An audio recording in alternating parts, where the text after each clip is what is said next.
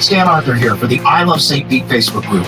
If you're a business owner looking to connect with tens of thousands of potential new local customers, you owe it to yourself to get enrolled in our Key Tag Rewards program. Since 2019, we've signed up more than 200 local merchants. Sponsor opportunities are available too, such as our group banner ad and even your own custom key tags. Just go to stpetekeytag.com, get enrolled, and get ready to get busy. stpetekeytag.com. Notoriety Sports Network. Breaking news, live shows, unprecedented content. Notoriety Sports Network. Built different.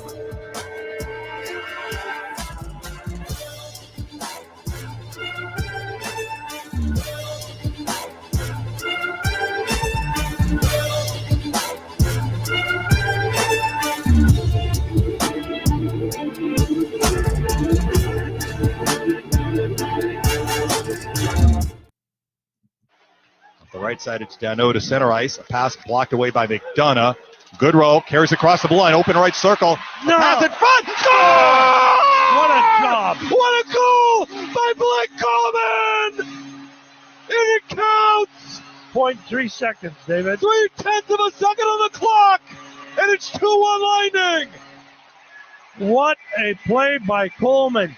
Goodrow comes in, he steals it, goes back. Coleman dives. I mean, folks, he literally dove.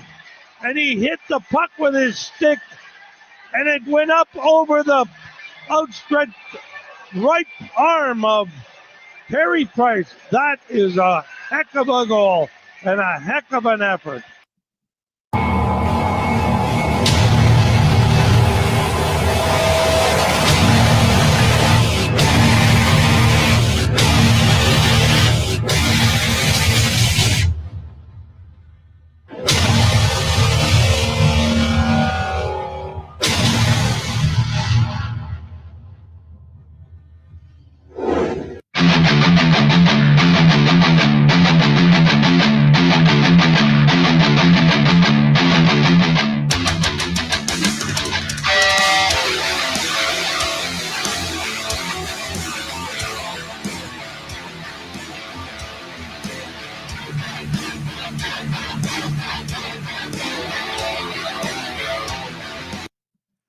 What's going on? Welcome back to another edition, a Thursday night edition of the Sports Web live here on I Love St. Pete, and of course, a part of the Notoriety Sports Network. I'm your host, Peter Blake, giving you something to think about. And how do we start off this edition of the Sports Web?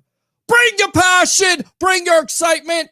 Just don't bring any nonsense on tonight's show. Well, where should we start? What, 2 games away from repeating as Stanley Cup champions? I think that's where we probably start. We're going to have a special guest. No Travis Faley tonight of Rocket Sports and Entertainment. I actually gave him the night off because I've been working him so hard here on the Sports Web. We're going to have Dan Harajon, Associate and Editor-in-Chief of Scrum Sports. He's going to talk about your Tampa Bay Lightning. I think he'll take some questions from you guys if you want to ask him. If you want to get on the phone line, 727-255-0391. It's 727-255-0391. At 9:30, we'll have Chase Sr. of Chat Sports. We'll be talking about your Tampa Bay Buccaneers.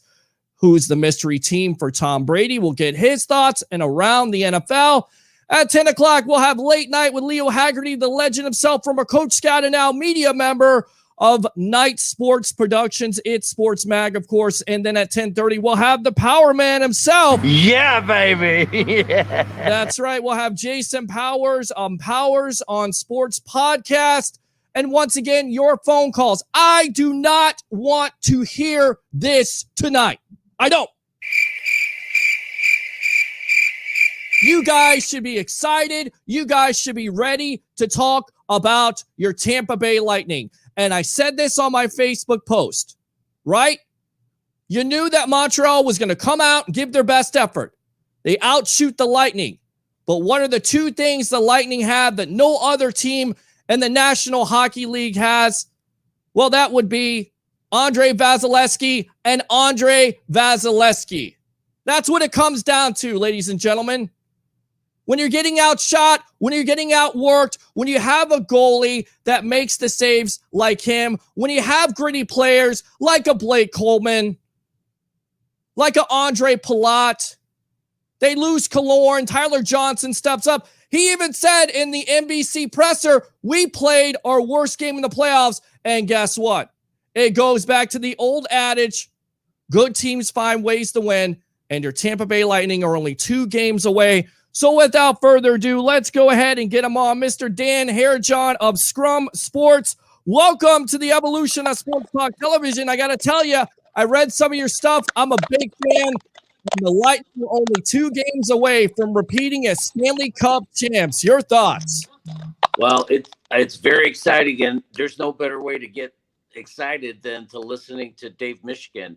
I was getting pumped up just listening to the his call on the Coleman goal, which, you know, I haven't seen a goal like that since last year when Coleman did almost the same thing in round 2 against Boston. But what a way to end the second period. And like you said, Montreal, we knew they were going to bring it.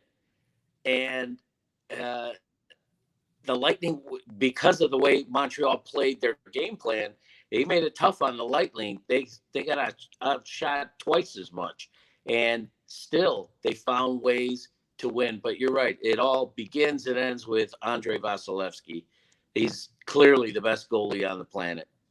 And tell me, you've been a hockey fan. You've been writing for Scrum Sports and various hockey outlets about the Tampa Bay Lightning. What makes him so good, in your opinion? Besides the fact, the obvious of basically sitting on his head most of the game. Well, yeah, I mean, he's blessed with just incredible reflexes. But I think if you look at him in a game, there are games when he might be a little bit off, but generally that focus he has, you know, people talk about on social media about his eyes, you know, if he's laser focused, just take a look at his eyes, and they show, you know, NBC shows him his eyes up close a lot. So I think that more than anything else, he is just supremely focused, and that makes him, you know, to go along with the athletic ability and everything else. But that makes him, to me, that's what it makes him a cut above the rest of the goalies in the league. Yeah, you're exactly right. And he had last night because you look at the effort by the Canadians, they outshot the Lightning. It looks like they were outworking, and that was a different team. After game 1, they had to come out and have a better, especially the Suzuki line. So with that being said, did you have a problem with Vasilevskiy not getting the Vezina in favor of a Marc-Andre Fleury instead?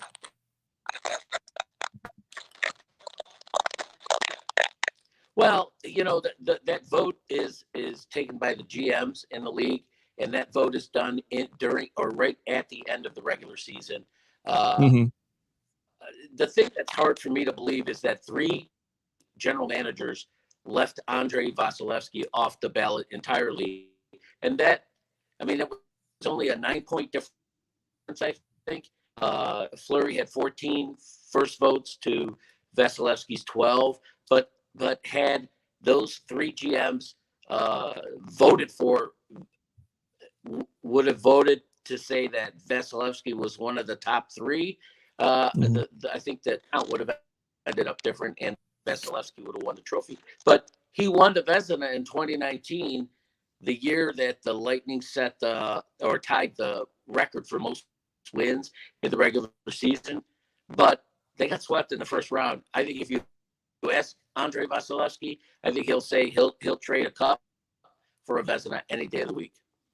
Yeah, absolutely. And we're on with Dan Hairjohn of Scrum Sports, associate editor-in-chief here on the Evolution of Sports Talk Television. It's the Sports Club talking about the Tampa Bay Lightning. And one of our guys by the name of Leo Haggerty, who's been a legend in this business, said, now it's going to be a sweep because since Vasilevskiy didn't win the Vezina Trophy, now he's going to be extra motivated. Much like a Tom Brady who has that extra chip on his shoulder, much like a Michael Jordan.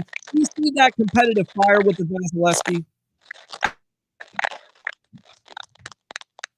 Well, yeah, you know, I think that's one thing that Vasilevsky has.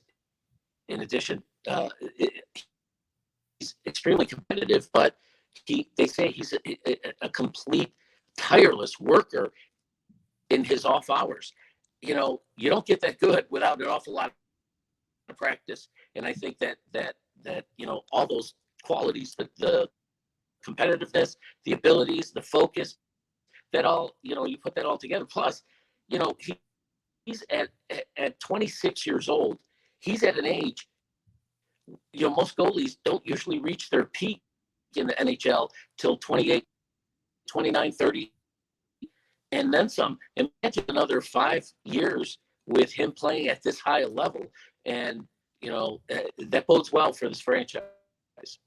It does. We're kind of going in and out here, so I don't know if you want to re-log in and we can try this again. Like, I don't know, it's the sound or something. So here's what we'll do. I'll go ahead and take you out. Go ahead and have you log in. Yeah, I'm doing that too. So just stand by. Let's see if we can do this again. Stand by and then re-log in. All right. So we're gonna try again because I don't like that static, and I want to make sure you got it. You hear what this guy has to say. I definitely want to make sure you hear it because it was a great game last night. And look, again, the Lightning didn't necessarily play up to what they always do. But at the end of the day, when you have a goalie like Vasilevsky, who once again can stand on his head and make saves and keep you in the game. And then it starts out with a guy like the Anthony Cirelli, who nobody talks about. I mean, imagine this, Lightning fans. Not a point from Kucherov. Not a point from that top line. And yet they still win. They're still 2 wins away from repeating as Stanley Cup champions. 727-255-0391 and 727-255-0391. We'll see if we can get them back on here. Sometimes tech issues happen. You know, we tested it out. It sounded perfectly fine. But, you know, he's got an iPhone. That's why I got an Android. So maybe that's what it is. Maybe StreamYard doesn't like it. I have no idea. If we can't get him on video, we'll have him call in. But before then, we definitely want to hear from you. Because I want to know what you think about this Lightning team. So let's go ahead. Let's see if we can get Mr. Dan Harajan on again here. Let's go out to him. Welcome back. I think we can hear you better this time. Let's see. Yeah, I don't know what's going on. Although it is storming outside here by my house. So maybe that's part of it. I apologize for that. Well, you know, we missed that night of Dennis Phillips. We usually have Dennis Phillips of News, and he was telling us, you know, that the weather, it could be, you know, getting more and more rainier by the day here. Of course, Elsa is in the Gulf. No effect yet, but, you know, who knows? So we'll see what happens here, Dan. If not, we'll just get you on the cell phone here. Okay. And have to call the phone line. But, you know, finish your thought process on the Vasilevsky. Well, I was just going to say, what I was saying is that you know, he's got a reputation for being a workout fiend. So he's you know, he spends a lot of time at his craft. But the thing that you know that excites me about him is he's 26 years old. Most goalies in the NHL, they reach their peak years 28, 29, 30 years old. And some even later, you know, into the mid 30s, and that's to think that Vasilevsky has another 5-6 years to be playing at this level. That just bodes well for the future of the Lightning. It really does, and I tell you right now, the thing that makes him so great is the fact of when you need a game clincher, when you have a game clincher, he's able to set it out. We're having that. I'll tell you what we're going to go ahead and do, Dan. We're going to go ahead and have you call in. Go ahead and log out. Yeah. All right, man. Appreciate you. Sometimes it happens that way. That's the reason why we have a phone line. That's why we have a video line, because if it doesn't work that way, we can make it work another way, but we're going to make it work. We're always going to work here on the Sports Web. Always. The show goes on. All right, let's go out to the phone, or excuse me, the web heads here. Ayo to you. Dan Hood, I think you're a newest member of Notoriety Sports Network. Thanks a lot for joining the family, my friend. Let's see. Christopher Cole says, hey, Peter and everyone. And then I believe this is Ben Cornett. No Travis Dam. I know you miss him. I know I miss Travis too. Unless you hear this. Screw you! You're fired! He's fine. I didn't fire him. I didn't. So we're just waiting for Dan to call back in here. Let me go ahead and give him the number really quick. Maybe he didn't see the number. This is what we do here. Production on the line. Again, 727-255-0391. It's 727-255. And there he is. All right, let's go back out to him. Dan, welcome back to the Sports Web. Let's see if we can do this 3 times now. 3rd time's the charm. I know this is going to work for us. So, let's go back to Anthony Cirelli here. What did you see on that first goal versus Carey Price? Well, you know what? The one of the keys to when you're playing a goalie that's playing as well as Carey Price has been playing is to get a lot of traffic in front of him. Mm-hmm. And the beauty of that play, if you look, I can't remember the defender, the defenseman. I think it was Ruda who was taking the puck deep. You saw Anthony Cirelli circle back to take his post, the defenseman's post at the top of the blue line. Mm-hmm. And he ended up getting the puck. So he has the puck at the blue line where normally we see a defenseman having the puck. But obviously Cirelli, he's got a better wrist or stamp shot than some defensemen, especially on that side.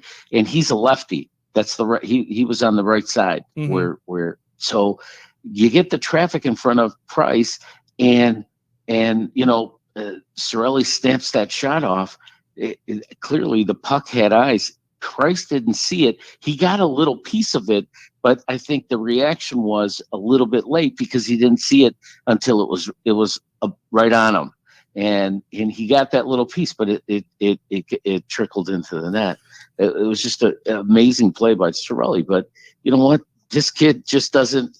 I've been impressed with him almost since he joined the Lightning. Do you feel like he's underrated? And do you go back to Price? Do you feel like that's the way to beat a Price is to basically get in front of him, have traffic in front of him because Price is so good? We saw that in game 1 versus Stamkos where it's a glove save and it's a beauty and it's like old school again. Right. And the thing is, that's one of the reasons why Killorn being out. I mean, Killorn's their biggest net front presence. He's a big body. He's hard to move out of there. And he just keeps going into those danger areas right there to try and take away the eyes of the goalie. So not having Killorn made that a little tougher for the Lightning. But you're right. The overall play of Cirelli, look, I think he is so underrated as a defensive forward. He's got speed. He's got toughness. I see him go up against, especially after the whistle, he'll go up and start scrumming with a guy, defenseman that's got a few inches and quite a few pounds on him. And it doesn't matter. He's in the mix.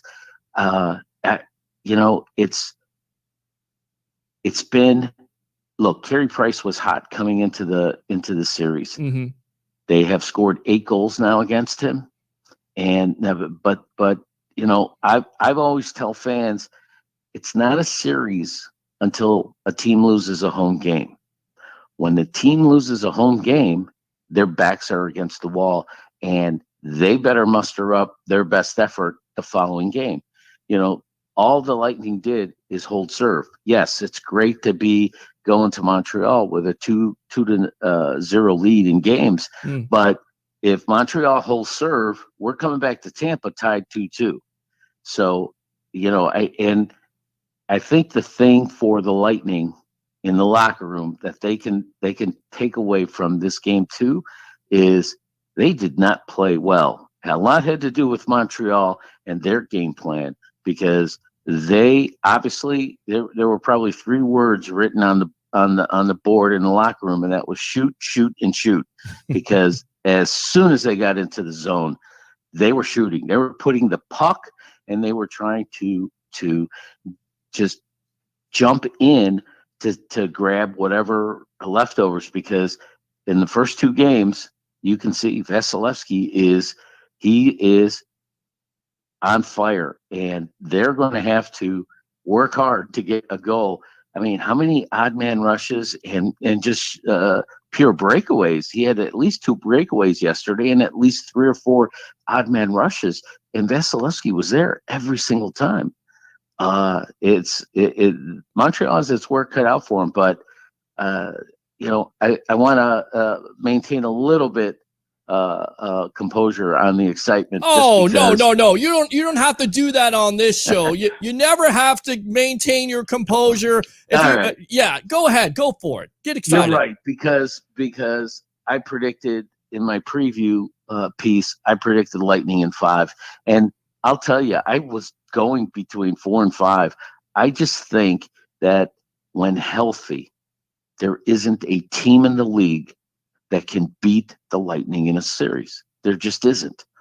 Think about last year. Think about this year. They have faced some good teams. Carolina, they were the darlings of the Central Division this year. They played the Lightning very well. Florida, and Florida's going to be a beast over the next few years. Sure, they're young. And I'll tell you, there's a lot of hate going on between those two teams, as evidenced in the first round. So the Lightning have played some very good teams, but over the last 2 years, they have not lost 2 games in a row in the playoffs. Guys, he's a smart guy because he predicted him to go 5. I predicted him to go 5, and our Lightning insider, Mr. Travis Feely of Rocket Sports and Entertainment, predicted them to go Game 5. That's Dan Harajon of Scrum Sports, associate editor-in-chief here on the Sports Web. I'm your host, Peter Blake, giving you something to think about. So with all that being said, Tyler Johnson said they played their worst game after that effort from the Montreal Canadiens, coming home to only 3,500 fans, which is not a lot, but it's something. It's better than nothing. Can they get up in Game 3, or do you feel like maybe the Lightning basically take Game 3 and eventually sweep this series? Well, let's one step at a time, and I'll tell you this. I do believe that the Lightning are going to play better than what we saw last night. Okay. Now, I also believe that Montreal, they know that if they don't win Game 3, the fat lady's warming up, and they have to. We saw a great effort. By effort alone, Montreal should have won last night. Yeah. But this game is more than that. And the Lightning took advantage of the 2 or 3 mistakes that Montreal seemed to make. Sure. And that won them the game. Montreal, as good as they played last night, I think we're going to see an even better effort from them. Wow. Tomorrow, because look, if you're in the Canadiens locker room, you cannot go down 3-0 to the Lightning, because you're right, it will be a sweep then. Yeah. I have written this that this Lightning team last year and this year, they don't just seem to play to want to beat the opponent. They want to crush their will to get for the other team to just lose all hope of winning the series. And that's the difference. If you look at since the Columbus sweep in 2019, this Lightning team has not lost 2 playoff games in a row. They learned the lesson. They used to come out, think about it, 3-4 years ago, this Lightning team used to think that we knew they were talented. They had Vasilevsky already. They had Hedman. They had Kucherov. Stamkos was a couple years younger, 3-4 years younger, and Braden Point was emerging. And they used to play as if they thought all they had to do was throw their sweaters out on the ice and the other team would fold. Well, other teams showed in the Columbus sweep of 2019, they showed that you can, if you get a little chippy with the Lightning, if you push them back, if you make them work, that they were the ones that were folding.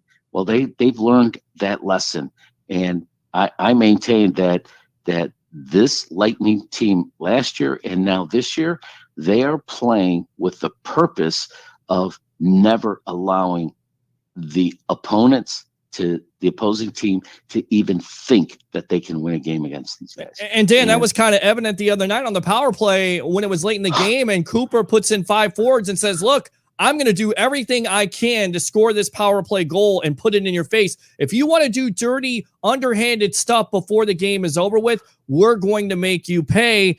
And I feel like that goal by Coleman, and you talked about it coming in, and that's why I wanted to play to get people pumped up.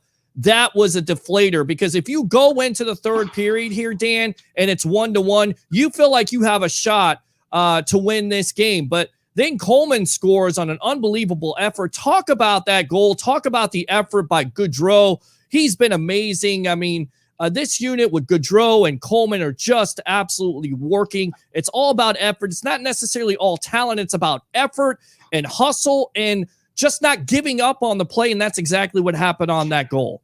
Oh, my God. And you know what? That goal is so good for so many reasons. Mm-hmm. First of all, Montreal was just, especially after they tied the game at about the halfway point, the second half of that period, it was all Montreal.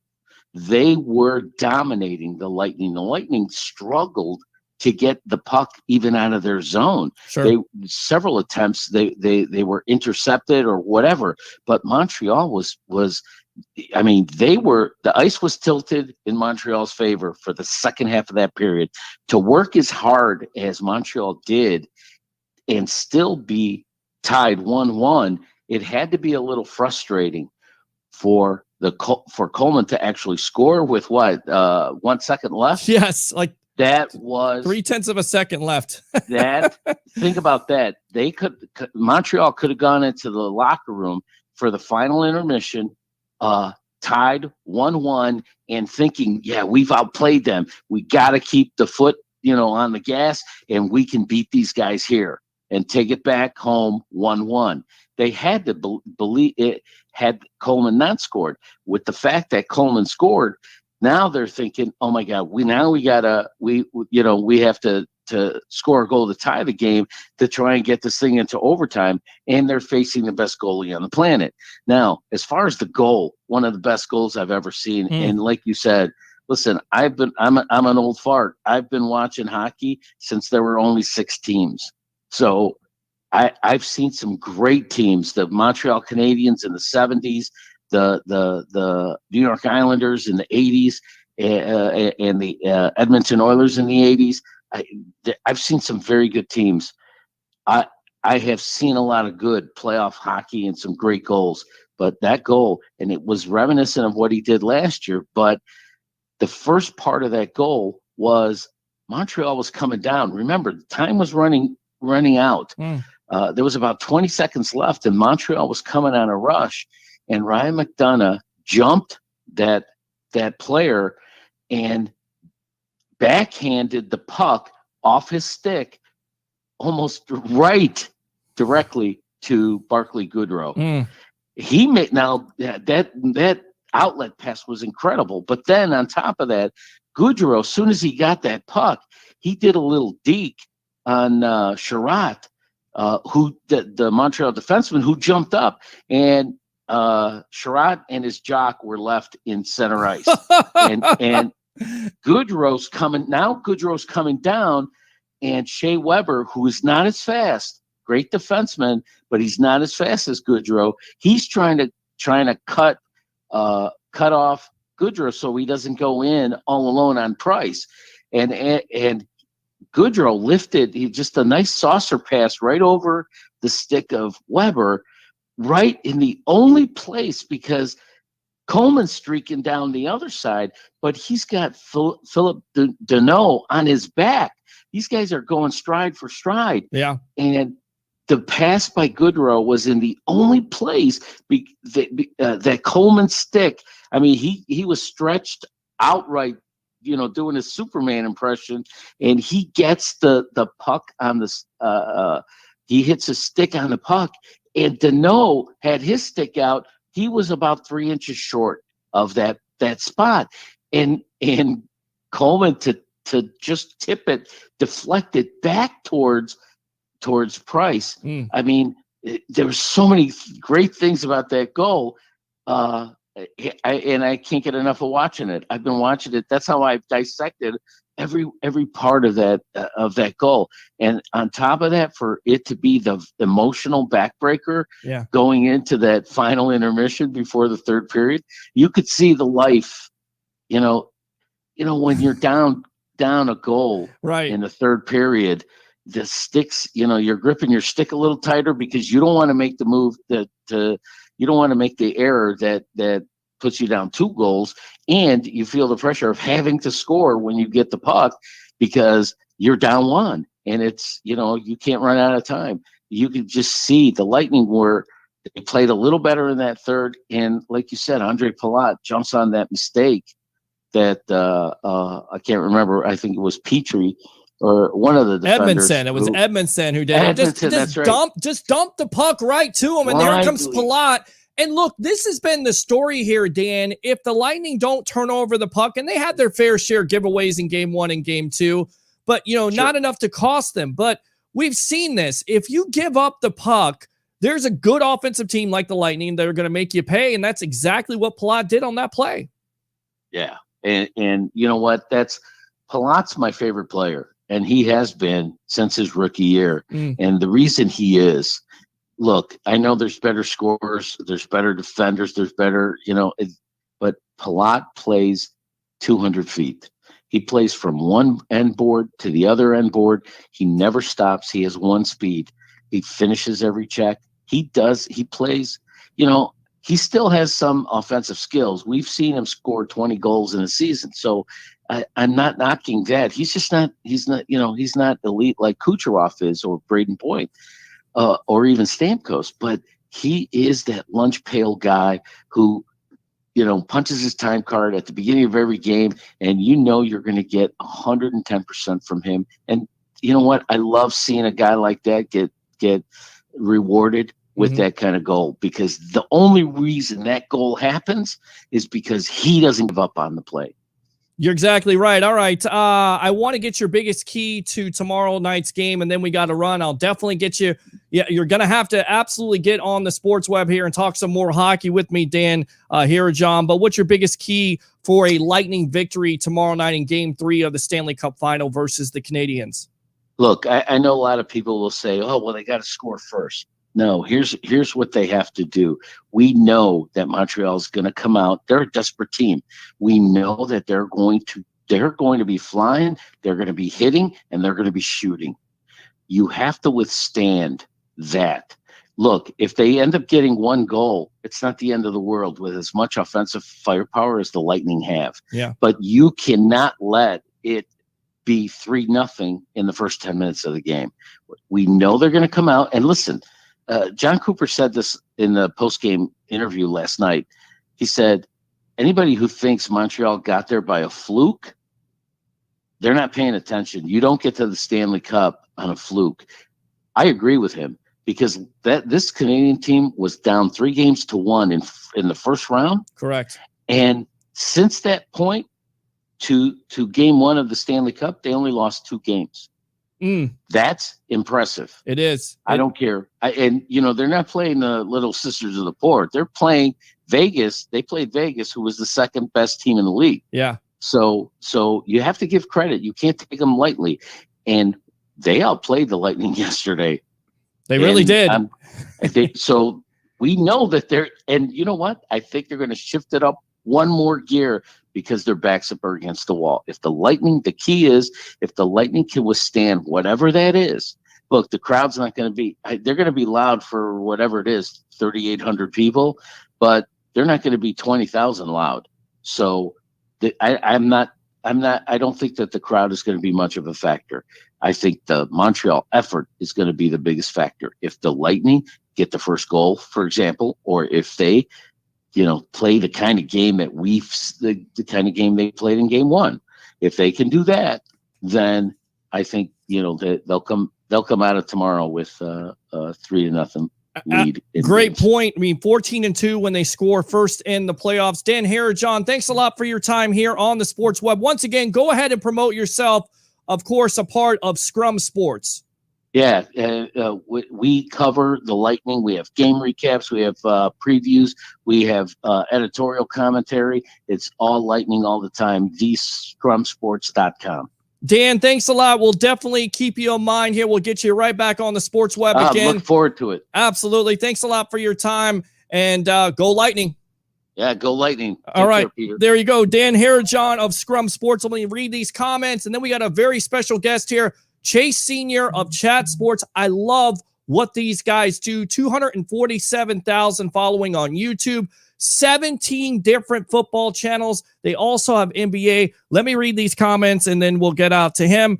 Let's go out to Janine here. Distant Thunder from Indiana here. Love it. I'll go ahead and give you some. All right, Dylan Beeks with the fire. Go ahead and fire those cannons. LFG, Notoriety Sports Network. Appreciate it. Christopher Cole, the 2 goals that Vazzy gave up this series were double deflected. That last one was a fluky one. It was through the 5-hole. The first one was definitely double deflected.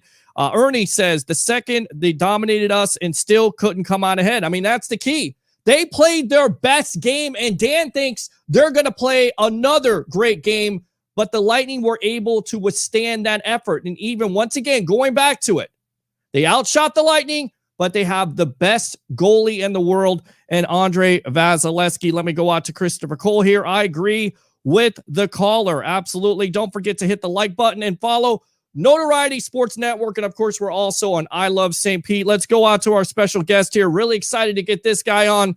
Chase Senior here, one of the host and analyst of Chat Sports. Again, 247,000 following on YouTube, 17 different YouTube channels. Welcome to the Sports Web. And Chase, tell everybody about Chat Sports and what you guys are doing over there. Appreciate you having me. Yeah, real quick. Love the hockey horn. The difference between watching a hockey game on television, watching it in person, biggest difference of the 4 major sports. So I like that. My stepdad lives in Myakka City, so not far from where you're at. Love Florida. Got respect for Florida for sure. Rooting for the Lightning to get it done. And then lastly, Chat Sports, we're taking off. Very interactive YouTube channel. Like you said, cover a lot of the NFL, NBA, 247,000 subscribers on our main Chat Sports YouTube channel, a bevy of other channels covering team-specific stuff. We hold it down. So check out what we're doing because it's really unique, it's really interactive, and we have a blast.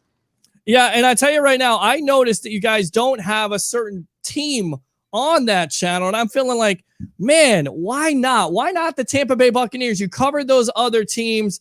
Of course, we're here locally. You talked about Myakka City. We're here in the Tampa Bay sports area. It has been Tampa Bay. It has been the Tampa Bay Lightning, the Tampa Bay Rays, and of course, the Tampa Bay Buccaneers. Give me your thoughts about last year's team. I mean, so many doubts about the pandemic and Tom Brady coming in his first year of the offense. And of course, the Jameis Winston debacle with the 30 interceptions. And then it all came together. Give me your thoughts on that Bucs Super Bowl team last year. Where do I even start? I could honestly talk to you about the Bucs for a half hour straight. Well, let's do There's it. a few things. What'd you say? I said, let's do it. Hey, man, I'm always down. And maybe we'll get a Tampa Bay Buccaneers channel at some point at Chat Sports. So now that we're in this moment right now and you're seeing CP3 lead the Suns to the finals, it's his first finals appearance in 16 years. Yeah. I've been saying his impact on the Suns from a cultural, leadership, accountability, competitive standpoint is what Tom Brady did for the Bucs last year. And I'm a huge TB12 guy going back to New England. And that takes a lot for me to say because I grew up in the Philly area and Philly, Boston, it's been a rivalry forever and a great one at that. But Tom Brady bringing those qualities to the Bucs, so impressive, not surprised at all. And you saw the immediate impact that he had on the entire organization, which is what Chris Paul has done with the Suns. We're not talking just roster. We're talking organization. We're talking business. And Brady just held everybody accountable. They followed his lead. He's an unbelievable leader. His devotion to his craft is why he's the GOAT. That's why he's Michael Jordan status, but at the football level. That's why he has all these Super Bowls. I read the TB12 book. I actually apply some of those methods in my life. It's been life-changing for me, avoiding injury and just eating healthier. And like that TB12 and the discipline he shows with his dieting, him working out, spending millions of dollars per year on his body, is also the effect that he has on his teammates as well, from him just ordering calls on offense, basically getting everybody to buy in, be in the right spot at the same time. And there's never any panic with any of his teammates or the coaching staff because they have Tom Brady. So not surprised to see what they did last year by any means. He takes down Drew Brees in the playoffs and the Saints on the road. Before that, goes to Washington, and I think Washington has a top 10 defense. They have one of the most ferocious defensive lines in the league. No problems there. Then he goes to Lambeau Field and takes down Aaron Rodgers. That was an all-time run by an all-time great. And I will never stop complimenting Tom Brady because he's the GOAT, and I have learned over time to respect and admire greatness. Is this Super Bowl championship, because of course Bucs fans are very familiar with the 2002 Super Bowl 37 team, is this Super Bowl championship from 2020 more impressive because of what you just spoke about? Look, Washington, they had a rookie quarterback or first-year quarterback, but you talked about Drew Brees and Aaron Rodgers and, of course, Patrick Mahomes. Is this Super Bowl more impressive because of all the obstacles that this team had to deal with in the offseason and in season than the first one? Where do you stand on that? I think it's his most impressive Super Bowl ever. Wow. Going back to his days with the Patriots, a few reasons for that. Leaves Bill Belichick, leaves New England, where that's a very difficult situation to leave given the success that you've had. I mean, you became Tom Brady because of the New England Patriots and your time there. So to leave there couldn't have been easy. Bill Belichick, we saw that he certainly missed Brady last year, but that doesn't take away from the greatness that he possesses. He's arguably the greatest coach of all time. And then you have pandemic. So he goes to a new organization. They can't practice. There's no training camp. There's no OTAs. There's no preseason games. New team, new roster, new teammates, new offense, new coaches, and they still win the Super Bowl. That's why I think it's the best of all time. And yes, it's the most impressive, going back to your question. What he was able to do, simply just GOAT status. Yeah, simply just GOAT status. And we're on with Chase Senior of Chat Sports here. And, you know, I'm your host, Peter Blake, giving you something to think about here on the Sports Web, live on Notoriety Sports Network. And, of course, I Love St. Pete. They win it in their home stadium. Yeah. Is never look, I get it. Everybody is kind of, talking about this LA Rams team with Matt Stafford. And of course, Stafford, if he could stay healthy with that defense, maybe there's a possibility. But honestly, Chase, can you ever see that happening again where a team will win a Super Bowl in their home stadium, or was that an anomaly? I think it was an anomaly. That's why, what, has it ever happened, right? Or is that the first time? Yeah, first time. So I don't think it's going to be done again. That's also, that was just like the cherry on top. That's a cute, cool detail to an all-time run that was historic and just awfully impressive. And then to win it at home is just a little cherry on top. It's a little chocolate sauce on top of the ice cream. And for Tampa fans, you have the Rays in the Super Bowl. You have the Bucks, winning. You have the Rays in the World Series, You have the Bucks winning the Super Bowl. You have the Lightning winning Stanley Cups and back at it again, trying to get another one. It's a great time to be a sports fan in Tampa. It really is. It really is. And again, we call it here Tampa Bay. There you go. With the Bucks right now, did you ever think that in a million years that the Bucks would be a team first? There's never happened in the salary cap era where they re-signed all 22 players. The last time this happened, Chase, was the 1979 Steelers. Of course, they went on to win a Super Bowl. That's just the week one starters. The week one starters with the Super Bowl starters was 1977, the Oakland Raiders. And I believe they also won a Super Bowl. So how impressive is that? And in your opinion, no matter what the power rankings say, are the Tampa Bay Buccaneers the clear favorite to win the Super Bowl this year? I would say so. They're my favorite, at least, as training camp is around the corner, gets started in late July. could the Bucs even be better in 2021 than they were in 2020? I think that's a totally realistic possibility because it's another year of experience with all of the same guys. And yeah, the Tom Brady effect is real, as we've been talking about, but can we give some praise to Jason Light and how he's kind of redeemed himself and built a really impressive organization top to bottom? He got Bruce Arians to come out of retirement. Then Bruce Arians, brings in a guy like Byron Leftwich, who's a really good offensive coordinator. Then you have Todd Bowles, shout out to Temple University, that's where I went to school, as your defensive coordinator. And yeah, you're bringing back all 22 starters, but you're also bringing back all of your coaching staff as well. So Bucs are my favorite to win the Super Bowl this year because of all the reasons that we're talking about. See, we're going to have to get you back on here on the Sports Web again because, we're talking about the Bucs and you're talking about Philly, and consequently, again, this is a Tampa Bay sports talk show, but also the Notoriety Sports Network, they have Philly roots. With Philly being talked about, what's the situation with them? What are they going to do with the Jalen Hurts? Is he their quarterback? Have they done enough there, Chase, to build around him? Or could it be another season where, you're not sure and maybe they look to a quarterback next year? Because in the NFL right now, it used to be 2 or 3 years you develop a quarterback, but you look back at the other teams like Arizona and even Washington, resetting can happen in a year. So do you think there's a possibility with the Eagles? What's the possibilities with the Eagles this year? Yeah, 2021 is going to be the tale. You're going to figure out if Jalen Hurts can play. You're going to find out if Nick Sirianni can coach. And if they are not good at their respective jobs, yeah, you're not going to fire Sirianni after 1 year, but if Hurts figures that he can't play, you have 3 first-round picks in 2022 that you can either use to fill out your roster.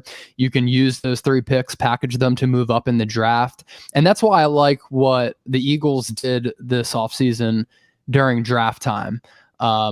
They traded back, which initially I didn't like because I thought it took you out of the running of getting a really elite, sure thing prospect like a Jamar Chase. Figures he went 5 instead of 6 where the Eagles would have picked. Instead, you move back. You still get Devontae Smith, who had a record-breaking season last year. You surround Jalen Hurts with weapons. Every single game that the Eagles played last year, they had a different offensive line combination. They cut bait with Carson Wentz, which is what you needed to do. I still think he can play. I think he'll rebound with the Colts. I still think there's talent in there, but you had to cut bait because the situation soured very quickly. And now by going back, getting Smith, surrounding the roster with some pieces, you have the offensive line healthy again. You cut bait with Carson Wentz. You're giving Jalen Hurts an opportunity to be able to prove himself in 2021. If he works out and he plays really well, you have your quarterback for the next few years. Not going to go ahead and say he's going to be the franchise guy, but at least you don't have a question mark there and you try to build around him, because I thought in a short sample size last year when he started around 5 or 6 games, there were some moments when he was really impressive and he can run the football at a pretty elite level.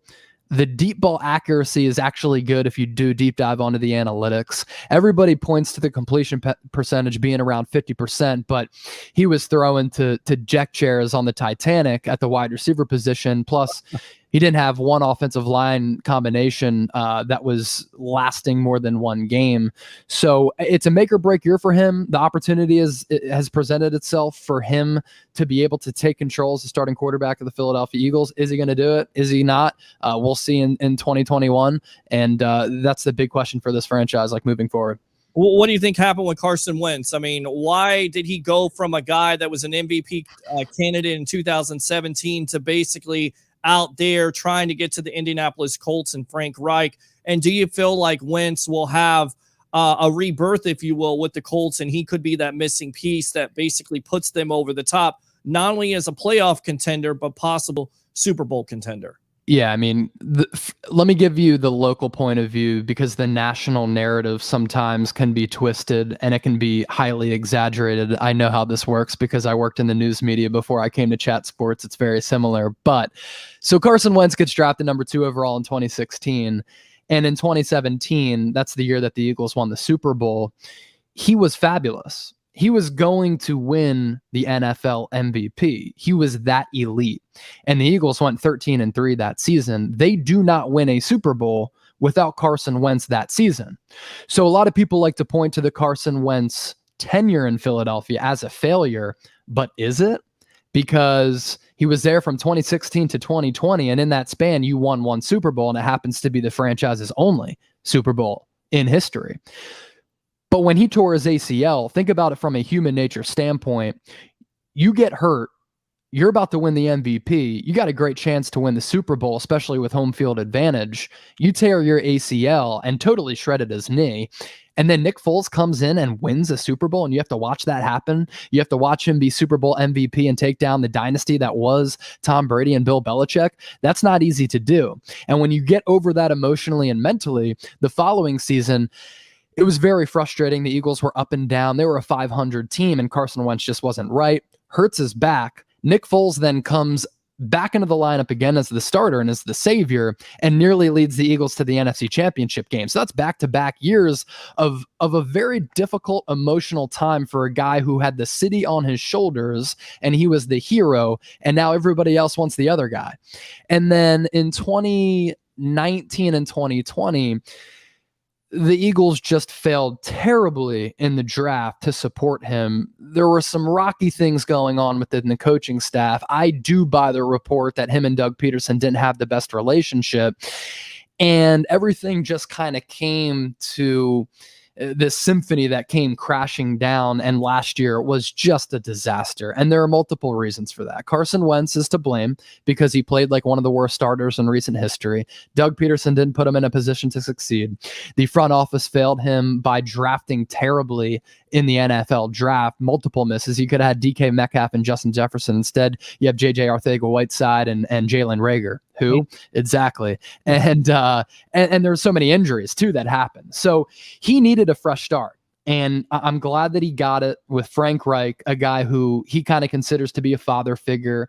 They both have this Christianity bond. And when Carson Wentz was playing like an MVP, Reich was his OC in 2017. And I think Frank Reich is a great coach. And also, like, the Colts went 11-5 last year. Yeah. They're a much better and more well-rounded and talented roster than what the Eagles had last year. So I think mentally he gets to reset. North Dakota guy in Philadelphia, that's a lot of pressure. And at the end of the day, he didn't really handle it all that well toward the end when it got ugly. He gets to go back to the Midwest in a very, very tame media market as compared to Philadelphia and Indianapolis. So I think he'll play really well. Absolutely. I agree with you on that. And plus he gets to, he has that coach where he performed very well, and you have the defense there. And look, to me, if Phillip Rivers can actually throw the ball down the field, I think we're talking about the Colts possibly, doing some damage, because the Colts have almost beat the Bills. Right. I know. And the Bills were a great team. Like, I thought Josh Allen could have been MVP last year, and they have it all from head coach, offense, defense, GM. And they almost beat them on the road and came back, you know? Yeah, it's amazing. We're on with Chase Senior here of Chat Sports. 247,000 subscribers on YouTube. Of course, 17 different football channels. If you want your football fix besides the Sports Web here on the Notoriety Sports Network, of course, I Love St. Pete. Check them out because they're definitely doing some big things over there. With all that being said, Tom Brady makes these comments on The Shop on LeBron James's show on HBO. What do you make of them? Is it the San Francisco 49ers? Is it the Las Vegas Raiders? To me, at first, I thought it was the 49ers. But what kind of gave it away here, Chase, is that he said, I would never go to that team. That tells me it was the Raiders. On top of it, you look at his performance versus that team last year. 4 touchdowns, 127 rating. So to me, he had a chip on his shoulder. Could you imagine John Gruden telling the greatest quarterback of all time, which, by the way, they have history, because if Brady doesn't defeat him in the Tuck game, then Gruden doesn't become the head coach of the Tampa Bay Buccaneers. Right. Could you imagine Gruden telling Brady, we're going to go with Derek Carr? Does that make sense to you? Yeah, we talked about it on the 49ers report by Chat Sports, and we're on YouTube if you just search that, youtube.com/49ers TV. So the teams that were in the running for Brady, and I tried to do like a deep dive investigation into all of this, the rumored teams were the Chargers, the Raiders, the Bears, the Titans, and the Saints. So, like, obviously he wasn't talking about Drew Brees. So let's take the Saints out of there. Is he talking about Ryan Tannehill because that previous season they went to the AFC Championship game against the Chiefs and lost? Is it Jimmy Garoppolo with the 49ers, because they were one of the teams too, when they spent some time together in New England, I'm not sure if it's the Chargers. He's not talking about Justin Herbert. He's talking about Tyrod Taylor because he was the starter from week 1. I thought it was the Bears with Mitchell Trubisky because they had a ready-to-win roster, and that's the only guy who I'm like, you're going with Mitchell Trubisky over Tom Brady, but did Tom Brady want to go to the Midwest and play in the cold again? He needed that arm juice down in Florida. So does that take the Bears out of the running? And then with the Raiders, like, look, Derek Carr is not Tom Brady, but like Derek Carr the last 2 years, if you look at his numbers, he's thrown for, I think, almost like 40 touchdowns and, somewhere between like 10 and 15 picks. Like, he's been pretty good. Yeah. It's not like John Gruden's been that great of a coach. There have been a lot of lapses and draft misses there. So I don't know who the hell Tom Brady was talking about on the shop. My guess was the Bears because that's the logical team for me. Yeah, I mean, look, but at the end of the day, he wanted to play on the East Coast. The Bears are kind of on the East Coast. Exactly, and it's cold weather. He left New England because of that. Right, plus you have a defense in there. Tom Brady always had to have a top defense. People kind of overlook that, but, the Patriots for so many years, they had top scoring defenses. The Bucs last year had a top scoring defense, so it would make sense. Yeah. With that being said, are you tired of the Aaron Rodgers situation, and how is this going to work out? Because some people are talking about, and this is in care of Pro Football Talk, that he could actually opt out and he wouldn't be, he would not have to pay the $2 million if he holds out. He would also be able to keep most of the majority of his contract. So could you see Rodgers opting out? And why not the Packers just trade for Derek Carr? Because it seems like Davante Adams wants to play with Derek Carr again. They were both at Fresno State. He had good numbers there. Why not the Packers trading Rodgers to the Green Bay, trading him to, the Las Vegas Raiders for Carr? Carr goes back to Green Bay because to me, it tells me everything I need to know. I don't think Rodgers wants to play there. And then on top of it, why are you drafting a Jordan Love if you don't think he's ready to play? Trade Aaron Rodgers. He doesn't want to be there. How is that situation going to all play out, Chase? I don't know. It's been the story of the offseason other than Deshaun Watson, which is a whole different ball game and totally different conversation. We'll see what happens and transpires with that. But I think Rodgers comes back, and I think he plays in Green Bay in 2021. But when Tom Brady comes into your crib and Aaron Rodgers sees all of the free agency moves that they made to surround him with as talented of a roster as they could to help him get another ring, and he sees how aggressive Jason Light is free agency, how well they've drafted, how they don't draft stupidly. They add to the roster, or at least have added to the roster and continue to add to the roster. By the way, like Kyle Trask pick, that was really good. And what do the Packers do? The total opposite. They're not aggressive in free agency. They're not plugging some of the vacant holes on the roster. They're not surrounding Aaron Rodgers with the elite core that the Buccaneers surrounded Tom Brady with. And I would be frustrated too, because the Packers have made it to the NFC Championship game in back-to-back years. They were 13-3 in both of those seasons. They had home field advantage the latter last year against the Bucs, and they've been just a few pieces away from getting over the top and winning a Super Bowl, or at least getting to a Super Bowl. And that's what Aaron Rodgers' legacy totally comes down to, is rings, and he only has one of them. And father time is ticking. And he's seeing that the Bucs are aggressive in surrounding Tom Brady, and the Seahawks, once Russell Wilson comes out and complains, they surround him with all that talent. And Aaron Rodgers is like, we brought back Aaron Jones and that's it, but we can't be active in free agency and just plug the holes to help us get over the top. And instead we're drafting Jordan Love when I'm still playing like an MVP. What the hell are we doing? Yeah. So I would be frustrated if I'm Aaron Rodgers. It's like working for a company and you've shown them that you're one of the best in the industry, and you ask for some support and they don't give it to you. And you're like, well, what the hell? I got to get out of here as well. So I think Rodgers does come back. I just see why he's frustrated. And I don't think like a Carr for Rodgers trade happens, but If it does, good for Rodgers to kind of get out of an environment that he's not happy with. And for the Packers, you've had Brett Favre and Aaron Rodgers for 30 years, and you have 2 Super Bowl rings, one for each. That's not good enough. And the reason why it's not good enough is because you're not aggressive in free agency.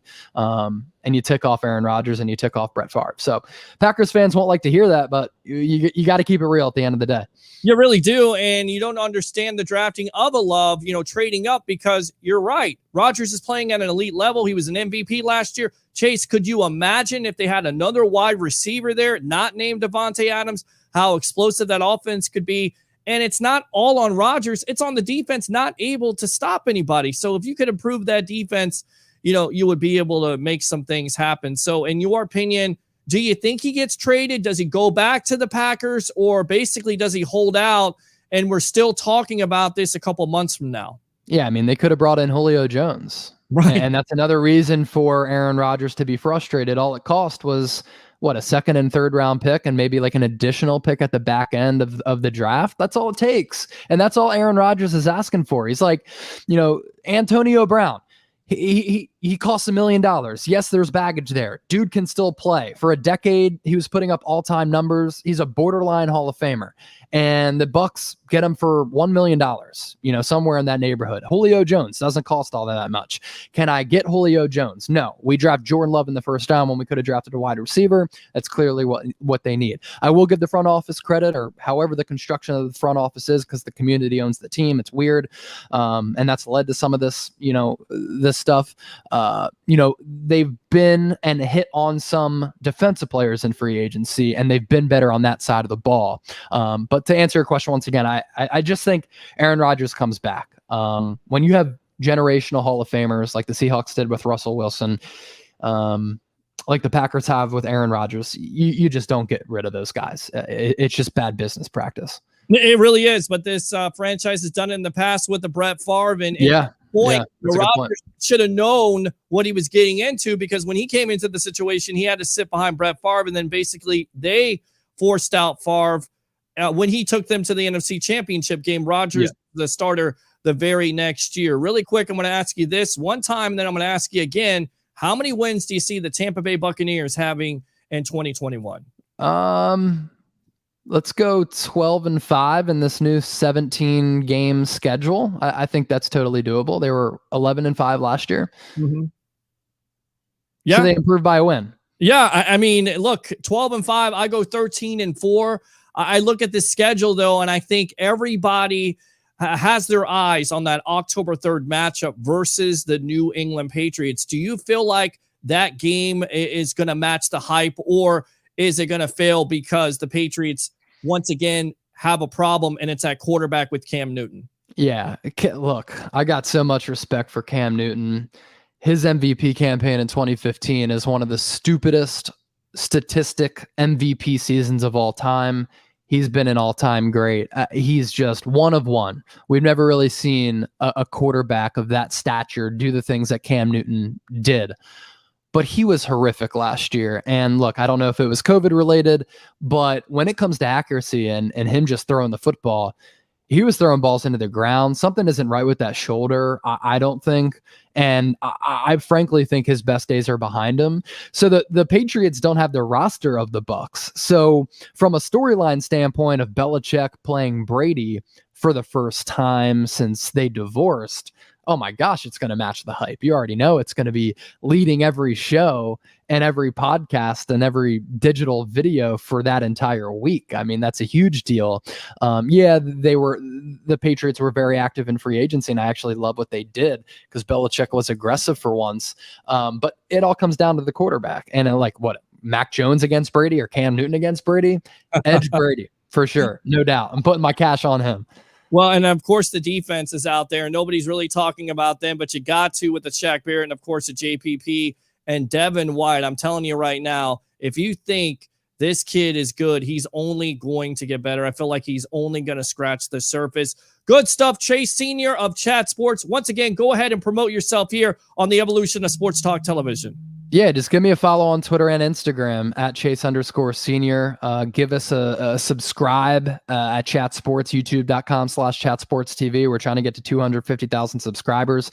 I host a couple of different shows on different channels at Chat Sports. We cover the NFL, we cover the NBA, we cover everything that breaks that's big in the sports world, and we do it in a fun, interactive, unique, creative, edgy, kind of new age way. And yeah, we've been killing the game, and company's growing like crazy. We're only going to continue to grow because of the platform and the following and just what we do, the passion that we have for it. So yeah, and hit me up on Twitter and Instagram. You know, I'm always down to talk sports, and I just want that horn before I head out of here. Can I just get the hockey horn one time? Thanks. There you go, my friend. Chase Senior of Chat Sports. Thanks a lot for your time here on the evolution of Sports Talk Television. We'll see you again, all right? All right, Pete. Enjoy the good weather in Florida. Oh, absolutely. Well, It's getting hotter and hotter. Hopefully it gets a little bit cooler, but you know Florida. All you. All right, buddy. See ya. All right, there you go. Chase Senior of Chat Sports. Good stuff there. We got the legend himself, Mr. Leo Haggerty. Leo, what's going on? Former Coach Scout and now media member of Night Sports Productions. It's Sports Mag. Just talking to Chase Senior of Chat Sports. He's got some Florida roots, and he's also got some Philadelphia roots. Welcome to the evolution, my friend. How you doing? Another night in paradise. Lightning 2, Montreal nothing. Yes, and I tell you right now, if you would have told me that Kucherov, Stamkos, the big boys are not going to score any points and still the Lightning are going to be able to pull this off, I would have told you you're crazy, right? Or you would have told me you're crazy. Not really. Peter, not really, because usually the top two lines cancel each other out because the coaches make sure that the checking lines are on. It's who can produce in that third and fourth line. And that's where Tampa has such an advantage. They go, and the question was asked of me, where would Montreal's best player fit into Tampa? I think he'd be the seventh best. I mean, there's 6 players, and that's not counting the goalie. Right. There's 6 players.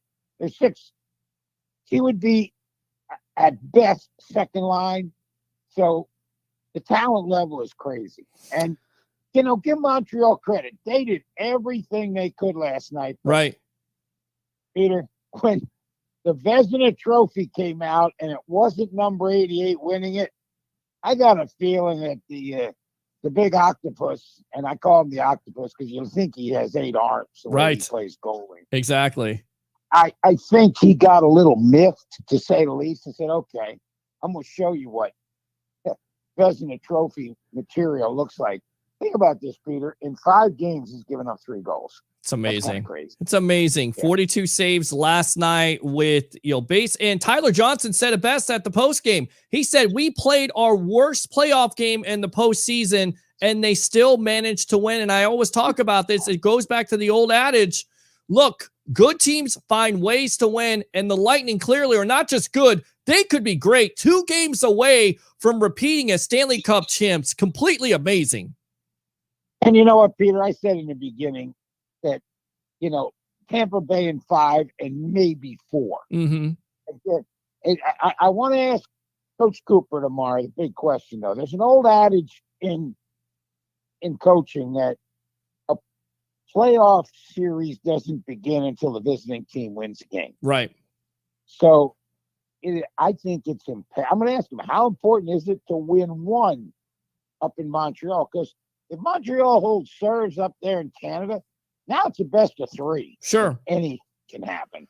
And I tell you what, Peter, I don't know if the Canadian government is going to let more than 3,500 people in the Yeah, that's it. It's going to be, Leo, it's going to be 3,500. That's it. That's all they're approved for. So, look, they're going to have some fans there. It's not going to be like last year in the bubble, but it's not going to be nearly as loud as Amalie Arena. We're on with the legend himself, Mr. Leo Haggerty, former Coach Scout and now media member of Night Sports Productions. It's Sports Mag. I mean, Blake Coleman, were you at the game last night? Yes, I was, Peter. And how loud was that place? And how deflated did it look for the Canadians to give up that goal right before the second period ends? And look, at the end of the day, it's almost like Tom Brady throwing a touchdown to Scotty Miller in the Raider game. it's a close game, 14-10. Not anymore. It's 21-10. And then you have the Packer game. They go for it on fourth down. They throw another deep pass to Scotty Miller. How deflating was it, do you feel like, to the Canadians? Well, it was the way it happened, Peter. And again, Barclay Goodrow does such a tremendous job. He tips it by the Canadian player to himself, and it comes in 2-on-1. Yeah. And if you look at it closely, his pass, it almost looked like the Canadian player got his stick there, and Coleman makes a dive and hits his stick against it, and it goes right through the 5-hole, right through.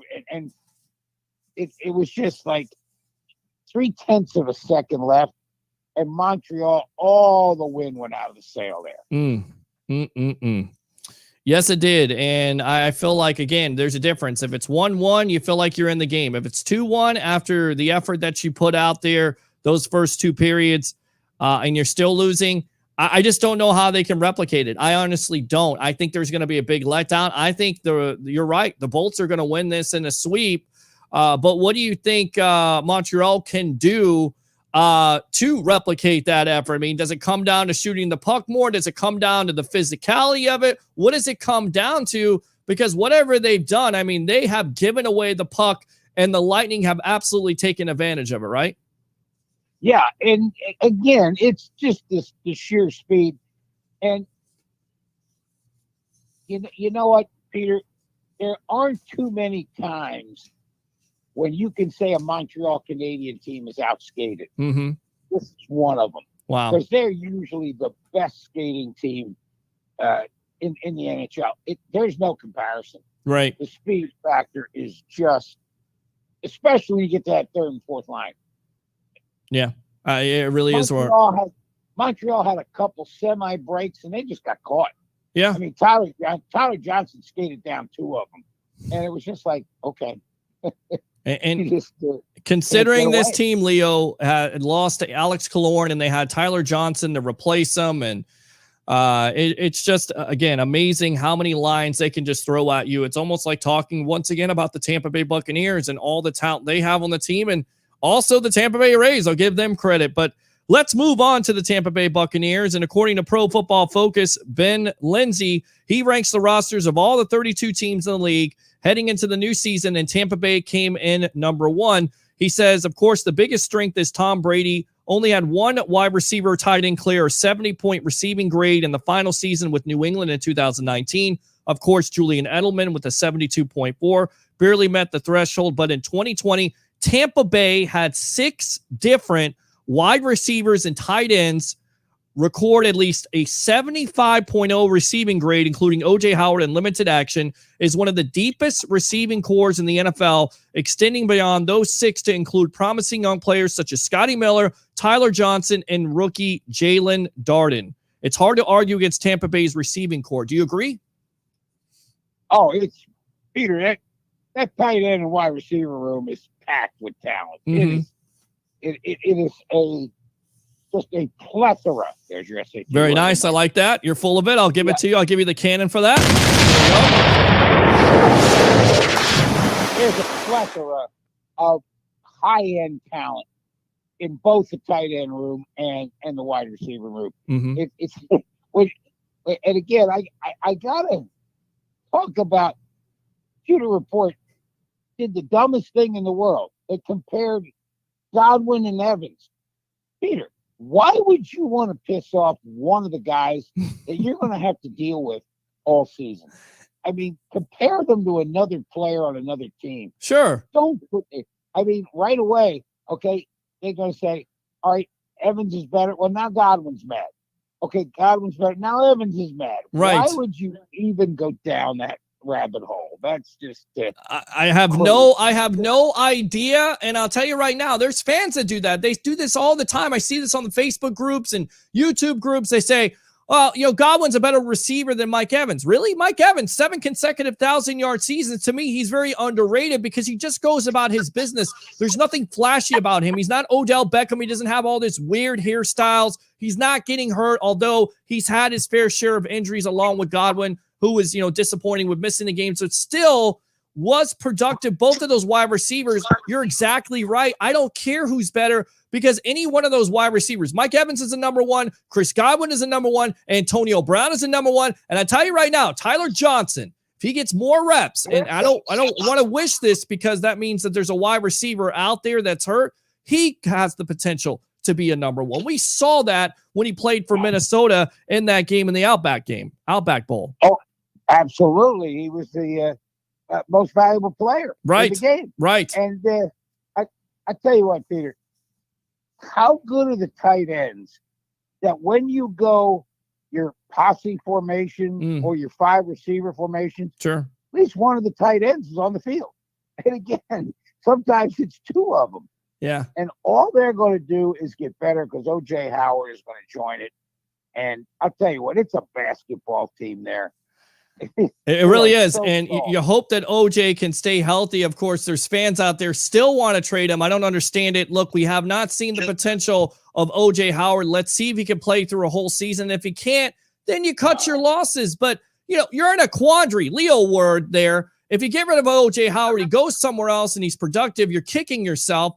And you can't get rid of OJ Howard because Cameron Brate has his own fair share of injury problems. And you can't get rid of a Cameron Brate because we talked about it. Howard gets injured a lot. So to me, it's a good problem to have. You still have Rob Gronkowski on this team. Keep every weapon intact for Tom Brady in this offense. And I feel like this offense, and I agree with Chase Sr., who just came on from Chat Sports, this offense could actually be better. This team could be better because of them being comfortable in this system, namely a Tom Brady. He's not going to have to learn a system. He knows it. And I feel like, once again, that momentum is going to carry on from the second half into the Super Bowl into the 2021 season. Oh, absolutely, Peter. They're going in as the favorite. They'll be favored in every one of those 17 games unless there's a massive amount of injuries. They got a target on their back. They're not going to sneak up on anybody. Yeah. And again, last year, everybody was thinking that's the Buccaneers. They'll eventually fall apart. Well, they didn't. Sure. Now, everybody's got that game circled on their calendar right now. Okay, this is when we play. This is when we play the Brady Bucks. And right. Get ready. Get ready. Because now, one thing about professional football players, they don't like to be embarrassed. No, of course not. They don't like to be embarrassed. So we'll see how this plays out. And none of those teams are going to lay down. And I think everybody is watching this year how this Tampa Bay Buccaneer team will perform on primetime games because they had a problem with it last year. I get it. They won the Super Bowl in primetime, but they had their fair share of problems. They're going to have 5 this year. Also, Pro Football Focus, Lindsay says the biggest weakness is running back Leonard Fournette.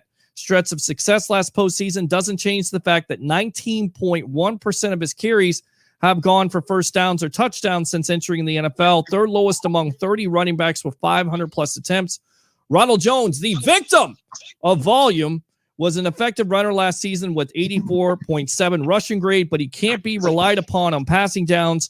Jones tailed just 165 receiving yards on 41 targets in 2020. It's difficult to find a true weakness on this roster, but the running back position is the closest thing to it in the starting lineup. In your opinion, is that true? Is the biggest weakness on this team the running back position? Because to me, I feel like it's a strength. The way that Fournette performed in the second half of the year, namely in that postseason playoff run, Lombardi, Lenny, and then having a Ronald Jones who has all the potential in the world, and then on top of it is going to be a free agent this year, so he has everything to prove. And then you get a Giovanni Bernard. Am I missing something here? You also drafted a Keyshawn Vaughn. How can the running back position be that weak? Peter, they got to come up with something. Mm-hmm. And again, I can remember one year I came out and said, after the Bucs won the Super Bowl, I had to pick the most disappointing player for the first half of the season. Sure. And I wrote Rondé Barber. And I said, before you go crazy, read why I said that. And I had people on the Bucs go crazy. Said, wait a second. The guy gave me, I said, understand this. He's not going to the Pro Bowl. Because he's going to the Pro Bowl, nobody's going at him. I said, he doesn't have measurables. He doesn't. And I wrote this. I said, hey, he doesn't. He had 2 interceptions to that point, to midseason. I said, people aren't going at him. If people don't throw at you, you can't intercept the football. Right. So it was just, and it was a shame because I was right. He didn't go to the Pro Bowl because there were guys that had 7 and 8 interceptions, and he ended up with 2 or 3. And again, it's hard to fight measurables when you're looking at that. And you know what, Peter? I listen to these guys that are trying to make football analytics. Right. It doesn't happen. It's all gut instinct. When you get in there and all of a sudden that running back's having that kind of day, you feed it the football. I mean, you know, I can remember Steve Barcardapone, who covers the Tennessee Titans for us. He said, the one thing about Henry in the first quarter, it's a decision to tackle him. It's, you know, a business decision. Sure. In the fourth quarter, it's a retirement decision because all he does is get stronger. So it's an interesting thing. And you know what, Peter? No one has brought this up yet about the Buccaneers. They're playing the second place schedule. Yes. That's huge. Yes, That's huge. yes, and they're playing, I believe, the third weakest schedule. And people were saying, you know, where are the losses at? And I get it. Look, it's not for long. It's tough to judge a team from year to year, but you look at this schedule, very favorable for them. Of course, you know, you look at the Rams the third week going there, and then you go on the road and play New England on October 3rd. But, you know, there's some tough games, but, you know, Thursday night game against the Eagles, Halloween versus the Saints, but it's not like, you know, you circle some of these games, the Bills, maybe the Colts, that could be a loss, maybe Miami, but everything else to me is a winnable game. And look, it's easy to say that right now. Of course, everything changes when the season starts. Peter, I'm going to throw this out at you. Sure, throw it. Vegas has the win total for the Bucs at 11.5. Over or under? I go over, man. I'm telling you. I say 13-4. 13-4. And I know what you're saying, but I look at it this way. I think that this team, with not having the pandemic, right? You get the 400 reps back. So those guys are going to be able to develop. And then on top of it, you're going to have a preseason. Everybody's like, well, preseason, not a big deal. It's a big deal. And then on top of it, the biggest deal is, and I think it goes back to Gronkowski a couple months ago, he's not going to have to learn an offense. He's going to know the offense. He's going to be comfortable. Tom Brady is not going to have to learn the offense. He's going to know the offense. They're going to know what to do. They're not going to have to go through that situation. And Antonio Brown is going to be healthy. He's going to be motivated.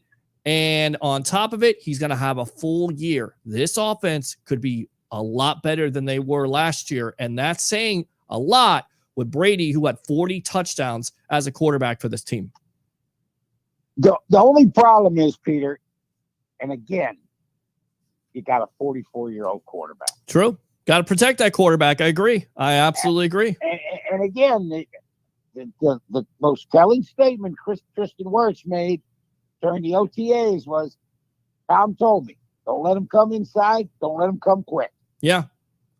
Well, what does that tell you? Let's talk about Wirfs, because he was, basically they have a show called The Current that's on TampaBayBuccaneers.com, and he was featured on that. And I thought it was a really interesting interview where him and Sue met up in I think it was training camp, and basically Wirfs gets the best of him. Sue goes, I'm not the guy to do that. And then Sue even admitted that they kind of came together and got close.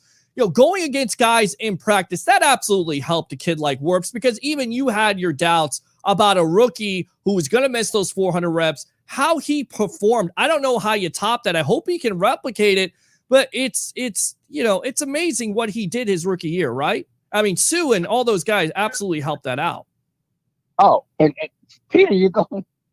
The defense is going against Tom Brady every day at practice. Right. Yeah, not a lot, but enough to keep him sharp. Sure. The offense is going against the defensive line that is tremendous. Mm-hmm. And I don't think Wirfs can have the season he had last year simply because it was that good. Yeah. He gave up 1 sack on his own. He lined up every snap on offense. I'm going, wait a second, this is crazy. It is. You know, and Peter, think about it now.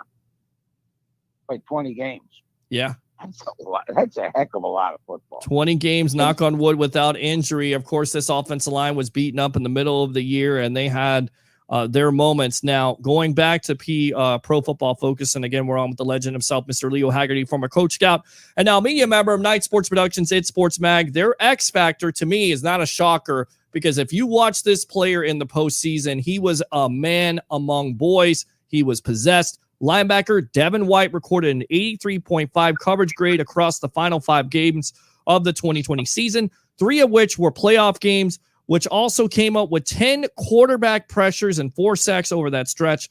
The next step in his development is to play at the level with more consistency, like his teammate Levante David has done for years. There's no denying that White's speed in the middle of Tampa Bay's defense can be a game changer.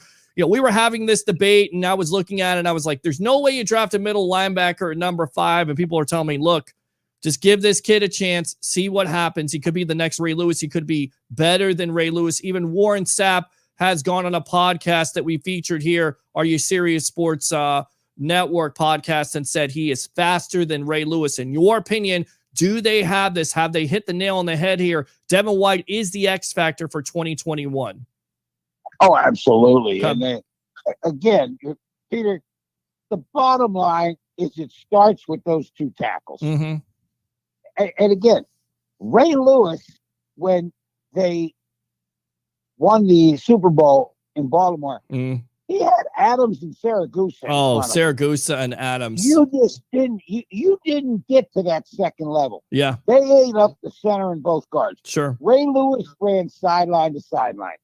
And I can still remember when the Ravens returned a missed field goal, 109 yards, and Ray Lewis had like a 55-yard run at somebody. And I'm watching this, I'm going, oh, this is not going to end well. And it was like a freight train hitting this poor guy.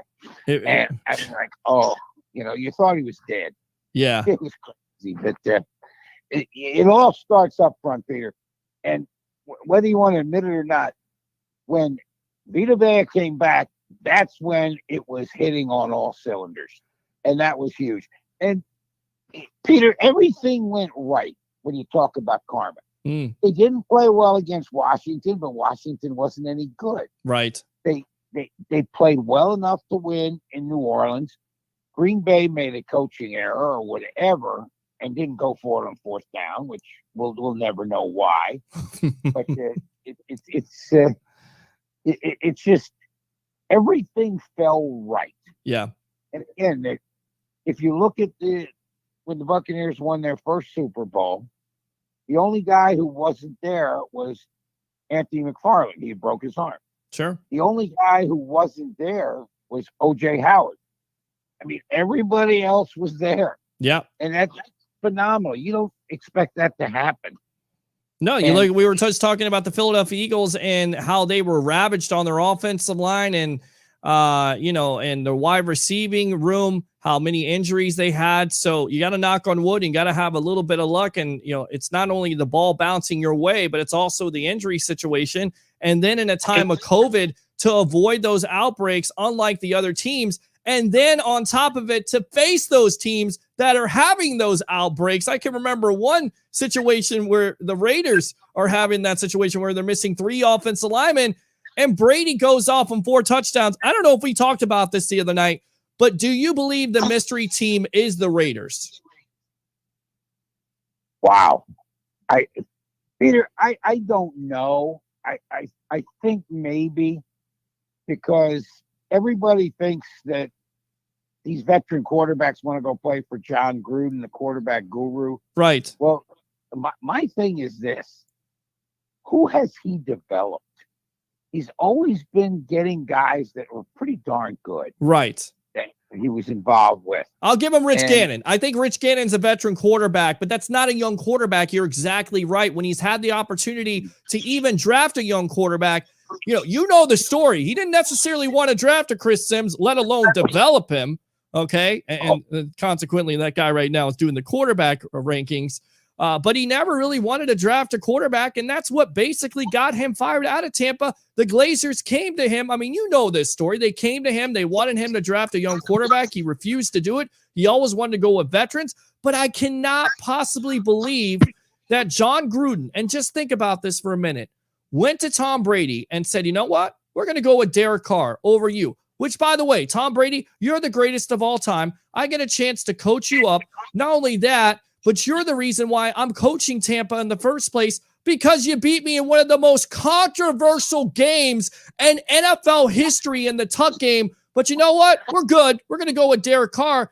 And to me, the dead giveaway is it's not the 49ers to me, because Brady said, I would never play for that team. He's not going to play for the Raiders. He would have played for the 49ers. And also, I think he has a good relationship with Garoppolo. So what do you say? You know what, Peter? You got to understand this. If I was looking at Tom Brady at 43 years old, right, you got to have second thoughts. You know, the guy, his season last year was an anomaly. You're full of it tonight. Let me go ahead and I'll give you the hockey horn. There you go. Now you're awake. I like that. You like that? Let me do it again. Here we go. Hold on. Yeah. I heard enough of that last night. I'm telling you. You know what, Peter? This was not, where 30 other teams were fighting for his service. Right. You had a hard time going to an owner. I'm going to pay this guy. I don't care if he's the greatest of all time. He's still 43 years old. And there's not a lot of data on 43-year-old quarterbacks. And again, Peter, I've reminded everybody and your listeners, remember this. When these guys go downhill, quarterbacks, they go south quickly. We saw it with Manning. It's not a matter of a season. It's a matter of maybe games. Agree. I mean, what was Manning's last season? Was it 8 touchdowns and 16 interceptions? He had a noodle arm. He couldn't get rid of it. And the reason why the Broncos won that, he was able to manage the game, DLG quarterback, and that defense was ferocious with Ware and Von Miller. Let's go back to Vegas here. Over-unders, Tom Brady, 4,695 yards, 35.5 passing touchdowns, 8.5 interceptions. Agree? Over or under? I think it's going to be over on both of them. I think he's going to have more touchdowns and more interceptions, because I think they're going to throw the ball a little bit more. Okay. I think he'll be close to 40, probably 39-11, Peter. That's what I'm thinking. 39-11. That's not bad. That's one step down and one less interception. Not too bad. Rushing yards, the victim of volume in a Ronald Jones, 874.5, so 875 rounded up. Leonard Fournette, 735. A lot of people feel like Leonard Fournette's going to be the eventual starter. What do you say? What do you sense in this? Do you feel like they're going to give it to the hot hand like they did last year, or are they going to have an eventual starter? Because it's interesting to note Leonard Fournette had some comments here lately to CBS Sportsline, and he said he couldn't believe he got cut by the Jaguars, and he had to basically, get back his groove, get back into it. So is it Leonard Fournette for you, Lombardi Lenny, or is it the VOV, the victim of volume? It's going to be a victim of volume. Okay. They're going to go with the hot hand. Okay. And that's it. And Peter, look at what you just told me now, right? You're talking 875 yards and 745 yards. Okay. You're talking about combined 1,600 yards in 17 games. That's a heck of a lot to ask of your running back. I agree. Especially on a team that is pass first, run second.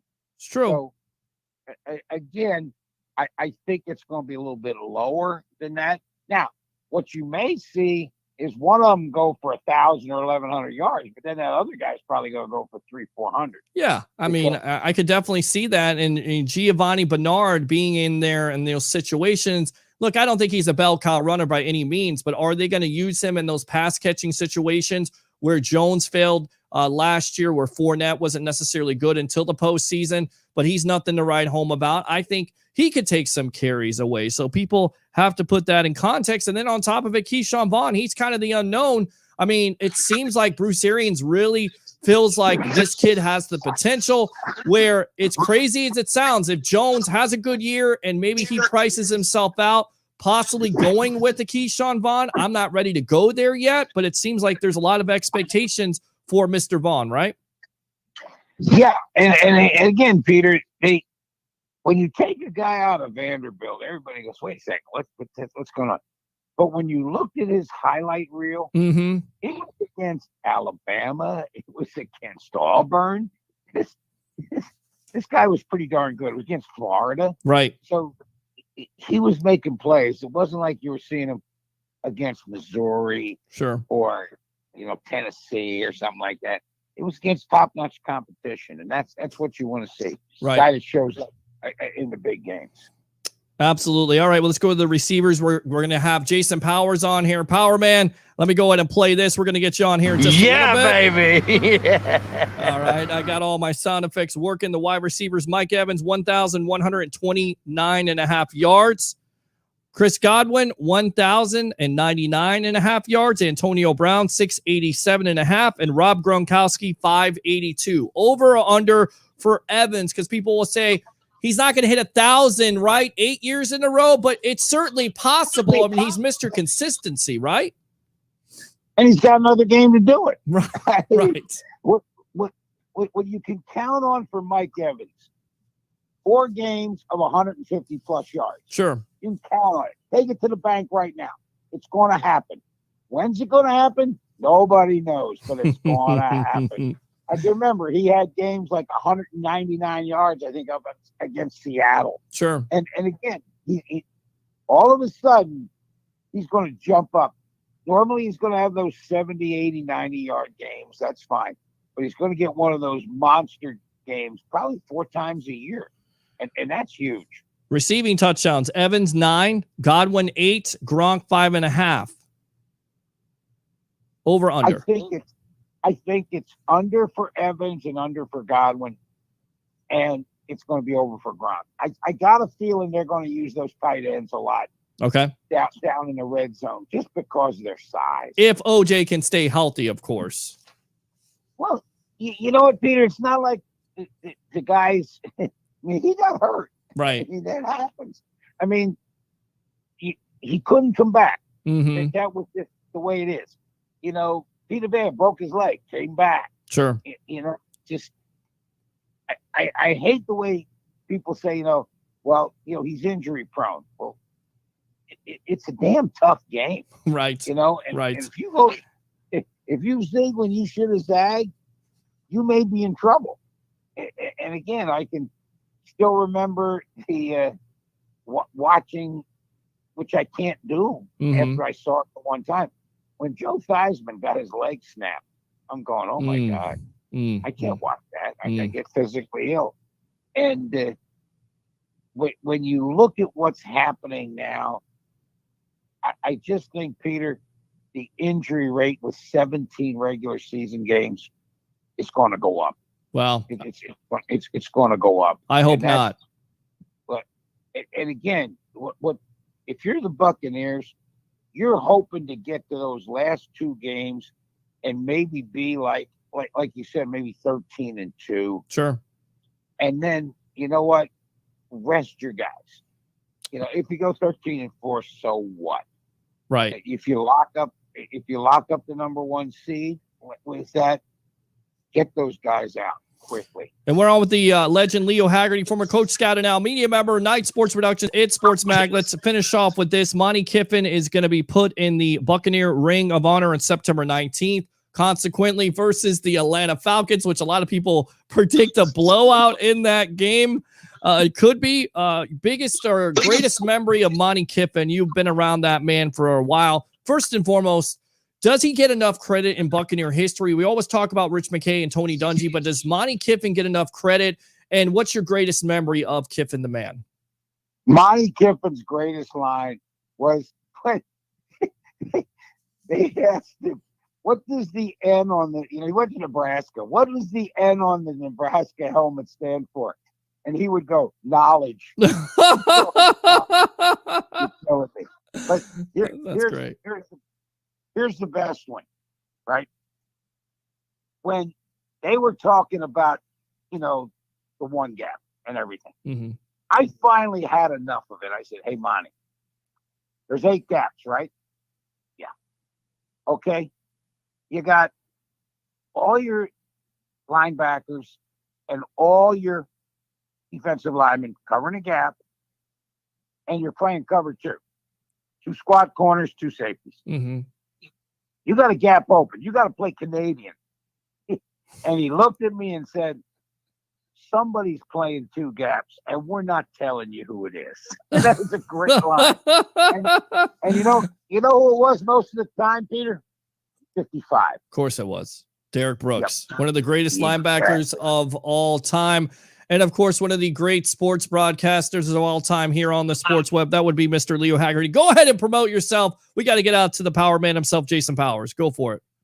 Yeah, give us a check out at www.itsportsmag.com. And we did a great segment with Tony Perez. He runs a golf clinic out in San Diego for wounded warriors. Okay. For people coming back. He sent me a video, Peter, of a guy with one arm and a prosthetic leg hitting a golf ball. And I'll tell you what, he hits it better than I do. So it's I'll forward that to you. All right, buddy? Yeah, please do that. Thanks again for your time here. The legend himself, Mr. Leo Haggerty, here on the Sports Web, on the Notoriety Sports Network, and I Love St. Pete. Appreciate the time, boss. Take care, brother. All right, there you go, Mr. Leo Haggerty. Let's go out to the webheads, and then we will get out to Mr. Powers, the power man, Jason Powers. Thank you very much for your patience. I see you there, buddy. Don't worry, I haven't forgotten about you. A power-packed show on the Sports Web. You want to talk sports? You want to talk national sports? You want to talk Tampa Bay sports? We do it here. 727-255-0391. It's 727-255-0391. Let's go out to UCAN, Ben Israel. Antonio Brown is our number 1 wide receiver, Bucs legend. I don't know about that. I think Mike Evans or Chris Godwin would have something to say about that. I know who this is. Facebook user, that's Sandra Nagel. Make friends with her on Facebook. My agent, my beautiful mother, watching the best sports talk show, the Sports Web, and all. I Love St. Pete and Notoriety Sports Network. It never fails. She's here every night, no matter what happens, no matter if the show stinks or no matter if the show is great. She's always here. Appreciate you, Mom. Thank you very much. Love you. Cats, 2012, North Carolina. Good evening, PB. Thank you very much. Good evening to you. UCAN Brown is our 3rd best wide receiver. Cat, again, UCAN, your predictions are spot on. Brady to toss 60 touchdowns this year, 6,000 passing yards. I don't know if that's going to happen. I don't know if you want that to happen. 60 touchdowns and no running game at all. Who's spewing this nonsense on air, Peter? That's Leo Haggerty. But he gives you a different perspective. So we'll have you on with him next time, and you guys can talk together. Brady, 43, but if he gets protection, he's 23. Agree with that? Over, I say close to 50 touchdowns. Is that possible with him being comfortable in the offense? I guess it is. VOV for sure. Love it. Let me go ahead and fire those cannons. Actually, let me go ahead and fire those. We'll do that. That'll wake you up. No 1,000 yards this year for Evans. If everybody stays healthy, too many weapons. Certainly possible. Bucks time 12. What's up? What's going on? Hey, Bucks time. What's going on, Bucks time? What's up, Cats? Everybody here. It's like reunited, and it feels so good. I love that. I love when the webheads come in here. I love when you guys interact with me, and I love when you call the phone line. 727-255-0391. It's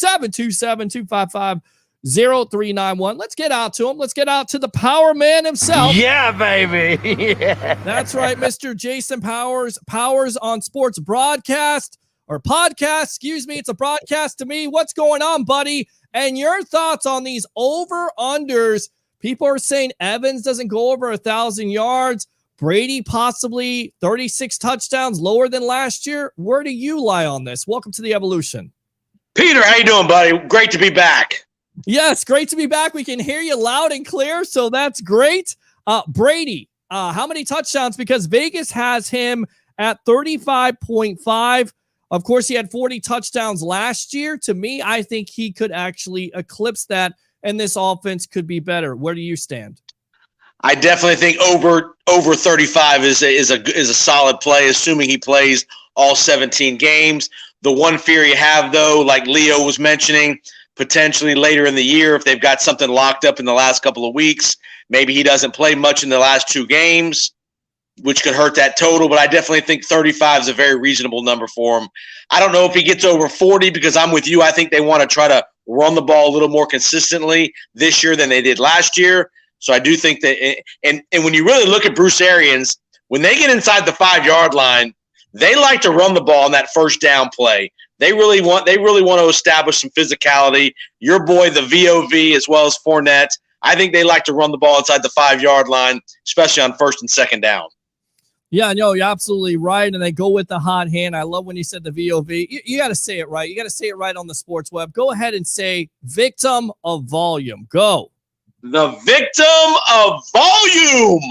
I love it. I got to do all these editing. I got Ricky Reynolds. I got him saying. I got Leo Haggerty. I'm going to get everybody to say it. You guys are all under my corruption here on the sports web when it comes to Ronald Jones. That's how much I believe in him. Watching him run for that 98-yard run last year. I mean, your thoughts on that? Because once he gets to the hole and then you see the blockers and you see one person in front of him, you know it's going to the house. But even Tom Brady was talking about this on this episode, how he wasn't sure if he was going to get past it, if he was going to be able to do it, but he did it. Oh, there's no doubt. I mean, he's definitely the game breaker of the two. Fournette's the in-between the tackles guy. I think Jones can run in between the tackles too, but I think he prefers to run on the edges. He's gotten much better in pass protection. He still has a mental lapse now and again with the ball handling. He'll fumble the ball every once in a while. Unfortunately, I hate to say it, it's going to be another year of the hot hand scenario here in Tampa. I think Arians is clearly a 2 running back guy, and you're not going to put Leonard. You're not going to put either guy in the doghouse by giving him 5 or 6 carries. That's not going to be good for the morale of that running back room. So both guys are going to get 10 to 12 carries a week, I think. You'll sprinkle in a Giovanni Bernard occasionally on a third down, more out of the backfield than running the ball. But I think you're going to see both those guys get 10 to 15 carries a week. Yeah, I think you could be right about that. Let me go out to the webheads here. Kat says PB finally has an audience. Love it. Love you guys. Absolutely make the show. Let's go out to Steven. What's up, Peter H. Blake? You've been a stranger. You've been like this, buddy. You got to call in sometime. You guys all got to call in, but I love the text messages. Thanks a lot. Training camp July 25th. What is that, a woo? I got to give somebody a woo. Woo! Woo! There you go. You're a wrestling fan just like me, so that's very cool. So the rushing yards from Vegas, Ronald Jones, 874.5. So rounded up, 875. Leonard Fournette, 735. Over, under. Does Jones finally hit the century mark? Does Fournette hit the century mark? Or is it, like you said, it's mixed in the hot hand? Who has more yards this year? Is it Jones or Fournette, in your opinion? I would give Jones a slight edge. Both those numbers are probably pretty close, though. I don't think one guy's going to run for 1,200 and the other guy's going to run for 5. I think it's going to be a 900, 700 kind of combination. Maybe Jones gets to 1,000. Fournette gets to 600, 700, 800. Again, to me, it's not the yardage that matters. It's the critical carries. I think Fournette's going to be more the goal line guy. I think Jones will probably get the first carry of most games. And again, injuries at that position are so prevalent that, that whole scenario could overturn in one sprained ankle. I think last year you had the situation where Jones got hurt with the quadricep injury in the playoffs. That really opened up the door for Fournette, and you got to give him credit. He took advantage of it and really never gave the job back to Ronald Jones. Yeah, you're exactly right. Let's go out to Troy Polamalu, King Troy, Trojan Legend SC, cut Jones, keep Fournette. That's not happening. You're trolling me. And let's go out to Bucks time 12. Love to see Rojo and Lenny battling it out, and Gio might even turn up the heat on them. Absolutely. And Gio, to me, could be the X factor in that running back room simply because he's going to be able to catch the ball. And I was watching that current today, and I didn't realize how many passes or how many fumbles Jones had when he was catching the ball. He had a couple there. So you got to instill that confidence. You got to get better in that position. And if you can't, there's a reason why Brady and Arians recruited a Bernard, and he could be definitely an X factor in that room. No, he's going to be a great insurance policy. He's going to be the clear-cut third down guy. When it's clear-cut, it's time to throw the ball. You're going to see Bernard in the game, 2-minute drills, things like that. The last 2 minutes of a half, where you're going to see that where we know we're going to be throwing the ball majority of the plays. He's going to be your version of James White, Kevin Falk, that kind of guy. If you're leaning on him to carry the ball 10 to 15 times a game, that means there's a problem with the other two, i.e. injuries and or the lack of development out of Keyshawn Vaughn. So Bernard's going to be a pass-catching threat only, in my opinion. All right, let's go out to Troy Polamalu, one of my favorite. He's becoming my favorite guy, but one of my favorite trolls here. We need to sing. We don't need to sing. We need to sign Alvin Kamara, and this is what I have to say to that. That's not going to happen. I'm sorry. No. They're going to lock him up. Troy, huh? Exactly. All right, we're on with the power man himself, Mr. Jason Powers. Yeah. Absolutely. Let's go to the wide receivers, of course, according to Pro Football Focus. This is what they have to say because that being the Tampa Bay Buccaneers, are the number one ranked team according to them. They say Tom Brady only had one wide receiver or tight end clear a 70.0 receiving grade in this final season with New England in 2019. Of course, that's Julian Edelman, 72.4, barely met the threshold. But in 2020, Tampa Bay had 6 different wide receivers and tight ends record at least at a 75.0 receiving grade, including O.J. Howard in limited action. It's one of the deepest receiving cores in the NFL, extending beyond those 6 to include promising young players such as Scotty Miller, Tyler Johnson, and rookie Jalen Darden. So over under here, receiving yards, Mike Evans over 1,000 yards, 1,129.5 yards. Chris Godwin, 1,099.5 yards. Antonio Brown, 687.5, and Rob Gronkowski, 582. First question, in your opinion, with all the weapons, does Mike Evans still get his 1,000 yards receiving? Go. Yes, they're gonna force, even if they have to force feed him the ball the last third of the season, the last 5-6 games, they're gonna make sure Evans gets 1,000 yards. They want that streak to continue where he's the most years in a row starting a career getting 1,000 yards. There's no doubt he's still the number one threat. No doubt he's a great intermediate route runner as far as the 15, 20-yard dig routes, things like that. And obviously he's a big body in that red zone. So no doubt about Evans will get 1,000. Again, it may not be pretty every week. There might be a couple of weeks where he goes for 30 or 40 yards because the coverage is rolled to him. But there's going to be other weeks where the coverage gets rolled to other places, and he's going to get his 125, 130 in a week. All right. So Evans, the only wide receiver in history to have 7 consecutive. You're saying, right? Which would be amazing. Which basically, already to me, he's in the Hall of Fame because he won a Super Bowl. But with that stat alone, it's automatic Hall of Fame at that point.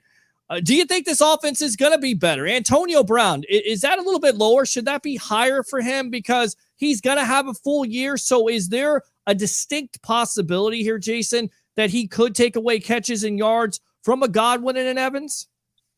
I mean, the one great thing about Tom Brady, he doesn't discriminate. He doesn't care. He throws to the guy that's open.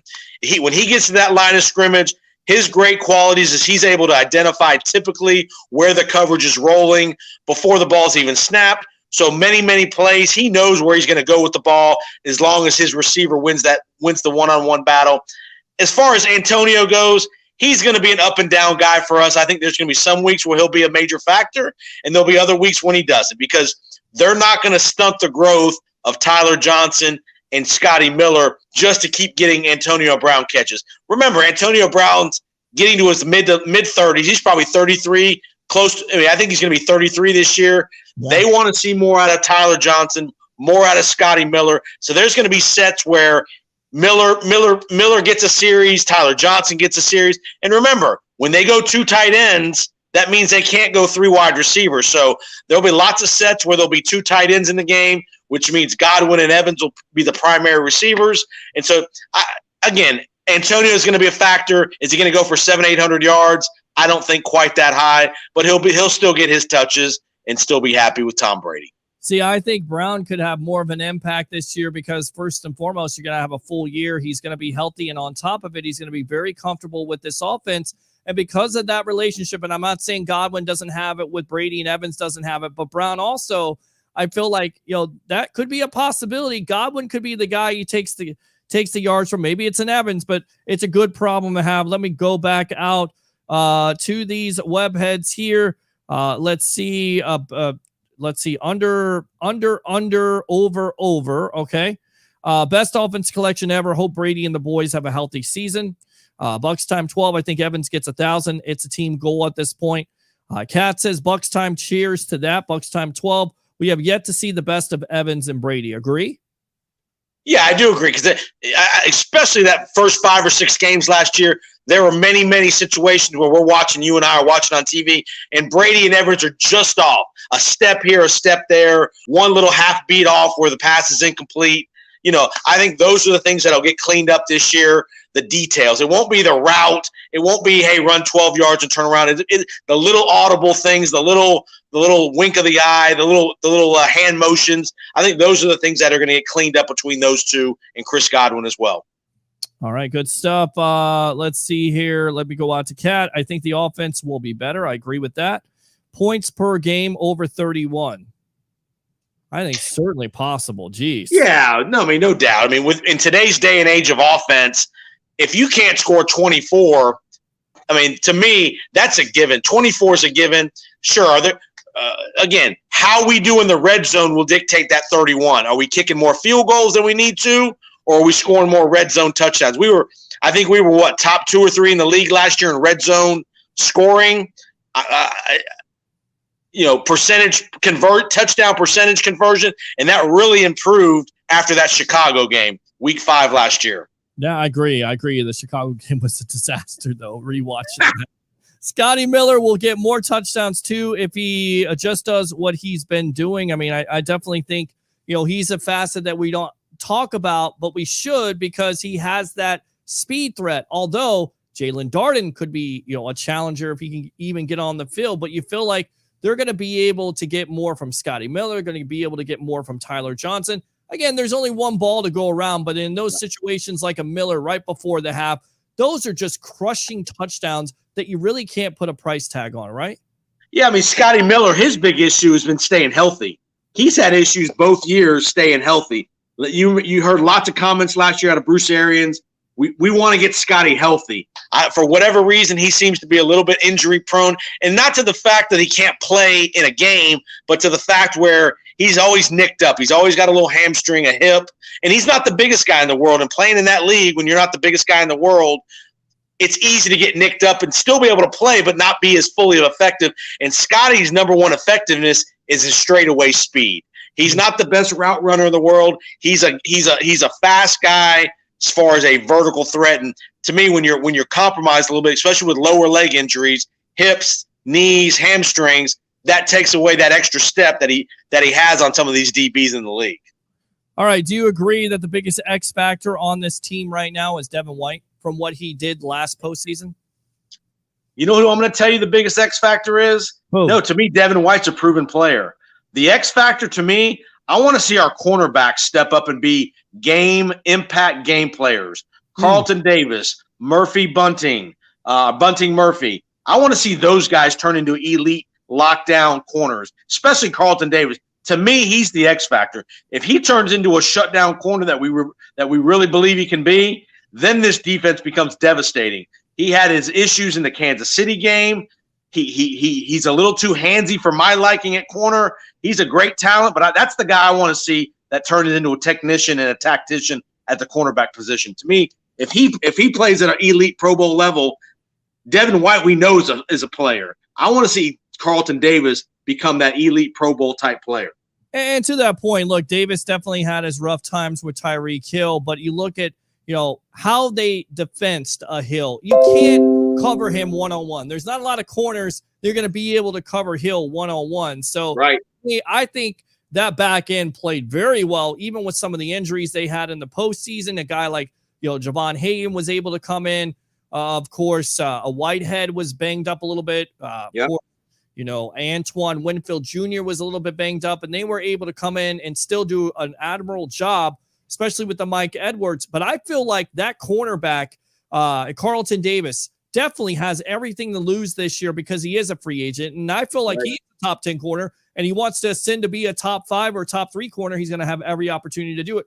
Sean Murphy-Bunting, with all the flack that the fans were giving him, I felt like his big-time interceptions in that postseason showed his growth. And then you have Jamel Dean, who may be as good or better than both of those players. He had some big plays last year. So I feel like the sky's the limit for this back end. I don't necessarily think they're the X factor. If you're going to have an X factor in this team, it's got to be Devin White because he can do so many things. Not only is he going to make a lot of tackles, but he's going to be able to blow plays up because of his speed. He's a defensive leader. I think, and this is what Bucs fans are looking at, he's going to be better eventually than Lavonte David. And as crazy as this sounds, if he can stay on this trajectory. Easy now. I know where you're going. Easy now. He could be as good as Derek Brooks or better. Okay. That's a legitimate take. I'll give you credit for that. They play different positions. Derek, unfortunately, wasn't given the freedom to rush the passer as much. So Derek and Devin are a little bit different role as far as roles. So Devin's going to have way more freedom to blitz, rush the passer, things that Derek didn't have a chance to do. I want to see Devin be as solid in the blitz game. I want to see Devin be that solid in the pass coverage game. He's had some issues in pass coverage from time to time. Alvin Kamara's got his number a few times. That hasn't looked great on TV, but I want to see Devin White be a tactician in the pass coverage game. That's the one area of his game that probably needs the most improvement. Consistency. Yeah. Well, it's consistency. And if he can continue this play, he had 9.5 sacks last year. I mean, so the guy from this, from a Todd Bowles' system, yes, he's being used differently than a Derek Brooks, but he can make the same type of plays. He can make the plays you need, the tackles that you need, and also get after the quarterback. I'm not comparing him to Derek Brooks because, again, comparisons are asinine. I just think he could have the same impact as a Lavonte David, who he plays next to, of course, and he could have the same impact as a Derek Brooks eventually and could be actually better. Let me go. Don't be messing with my former teammate at FSU now. Hey. Now I'm an FSU fan too, so don't be giving me that because I'm with you on it. Derek Brooks is the greatest linebacker for the Tampa Bay Buccaneers all time, period. More consistency from the DBs, agree with that. Troy Polamalu, King Troy, Trojan Legend, SC, Bunting. It is Bunting, it is. Cut Bunting, how about you cut this? That's what you need to cut right there. People forget that Devin White only played linebacker for 2 years in college. He is learning on the job with LVD. It's a great point because he started out as a running back. And look, his first year, he was injured. Then you could see, when he came back, he was more comfortable with the defense. They were using him more. They opened up the playbook, and they gave him the opportunity to do what he did at LSU, and that was get after the quarterback, right? He did. I mean, there's no doubt. I mean, his skill is he is a good play diagnoser. Bowles, again, gives him plenty of freedom to blitz, to audible, things like that, which is great. He showed that acumen at LSU. And again, he showed the sideline to sideline ability. And the one thing I liked about Devin is when he had an opportunity to make a catch on an interception, he caught the ball. He's got really good hands as well. Yeah, you're exactly right. All right, let's go out to Troy Polamalu, FSU, go Gators, and this is what I think about that. Again, don't start with me, Troy Polamalu. I like you, but you know your place, know your role, my friend. You are a troll here. We love it. You are the king troll. Speaking of trolling, Tom Brady and his comments on the shop. What do you make of them? We talked about this on the podcast. I think it's the Raiders. At first, I thought it was the 49ers, but he was going to go to the 49ers if they wanted him. But, of course, John Lynch decided and Kyle Shanahan decided to pass up on him for the greatness of his former backup, Jimmy Garoppolo. So I'm thinking John Gruden has this conversation with Tom Brady and basically he says, you know what? No matter what you've done in your career, you're the greatest of all time. You beat me in the tuck game, which basically made me go coach the Tampa Bay Buccaneers. We're good with Derek Carr. You buy that? Is it the Raiders? I'm going to give you a wild card team that we didn't get a chance to talk about on the podcast. By the way, you were the guest on my podcast this week, so appreciate that. No problem. I think maybe potentially the Miami Dolphins. Because remember, it was before they drafted Tua. They had Ryan Fitzpatrick. Brian Flores was the coach who used to be in New England. Why would not Miami want to bring in a guy like Tom Brady? Well, I mean, to that point, the Dolphins don't necessarily have the weapon. So would he have came there? I mean, maybe he considered it, but at the end of the day, you're exactly right. He's familiar with that coach.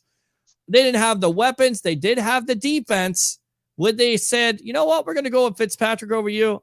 I don't know, but man, oh man, if they did, shame on them. I mean, if you got an opportunity, I don't care. Again, going back to Leo said, 43-year-old quarterback. Okay, you're right.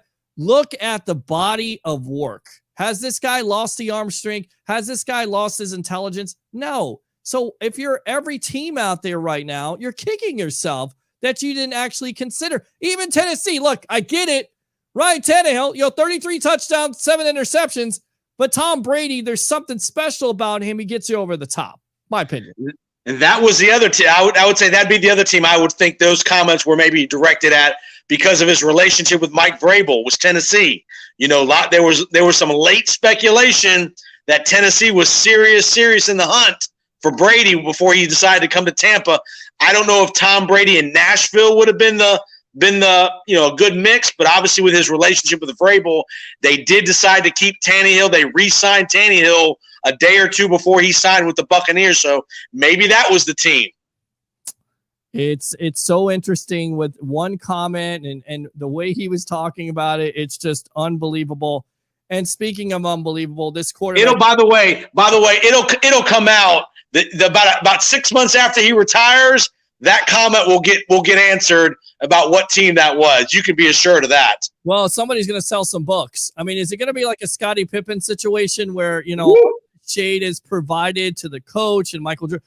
I mean, some of the stuff that Scottie is saying, we're not going to get into it because I don't want to touch it. But it's just, to me, it's just unbelievable. I don't believe it at all. I think he's trying to sell books. But you're exactly right. It may come out here, not right now, but eventually, and it'll be a big-time story that we'll be able to talk about here on the evolution of Sports Talk Television. It's the Sports Web. I'm your host, Peter Blake, along with the Power Man himself. Yeah, baby. Yeah. Mr. Jason Powers on Sports Podcast. Go ahead and promote your podcast really quick, and I'll ask you a couple more questions and then get you out of here for the night.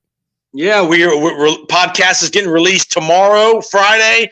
Peter Blake is the guest. We're talking Stanley Cup. We're talking MLB cheating pitchers. We're talking Aaron Rodgers. We're talking Brady. We're talking all kind of good stuff. So check out the podcast. I'm going to give you some thoughts on the NBA Conference Finals. Milwaukee's just won Game 5. They're up 3-2 over Atlanta with no Giannis and no Trae Young. Wow. Reach out to us on the Powers on Sports podcast, Apple, Google, Stitcher, all your podcast platforms. We're there. Check it out. Subscribe and let us know how we're doing. All right. So what do you think the situation, how is it going to work out? Is Aaron Rodgers going to opt out of his contract tomorrow? We talked about this on the podcast. If the benefit of doing this is if he does decide to opt out for 2021, he's not going to forfeit the $11.5 million in unearned signing bonus money for 2021 if he opts out. And also, he would still receive the payments on the $6.8 million roster bonus that he earned in March. Furthermore, he would not be charged the accumulated $2 million for holding out. So does Aaron Rodgers hold out right before the golf tournament that he's going to have with Tom Brady? Because this could be a selling point, right? I mean, could you imagine if he opted out? That's the biggest story of the weekend. Tom Brady's not the story. Those golfers aren't the story. It's all Aaron Rodgers. In your opinion, is Aaron Rodgers going to opt out tomorrow, or is this smoke? No chance in HELL. It's okay. You could say hell. It's past the line. No chance in hell. No chance in hell. Okay. Good. Very good. Very good. A McMahon, Vince McMahon reference. I like that. I'll go ahead and give you this. Screw you. You're fired. You're fired. All right. Enough of that. Hey, real quick. We also have some other drama involving Bryson DeChambeau and his caddy. He and his caddy, who Bryson's in this event on Monday or Tuesday, he and his caddy split today. So there'll be a little bit of little drama there with no DeChambeau's caddy won't be there for the event early next week with Brady and Rodgers. Oh, man. I thought that was this week. I thought it was July. Was it July? 6th. I think it's the 6th. I think it's Tuesday. Why would you not have it on the weekend? I get it. July 4th, you want to see fireworks. You get Rodgers and Brady. Why do it on a Tuesday? I don't care about Tuesday. I'm not watching it on Tuesday. I'll watch it on Sunday. I'll watch it on a Monday because I'm up. But a Tuesday, I'm not going to watch it.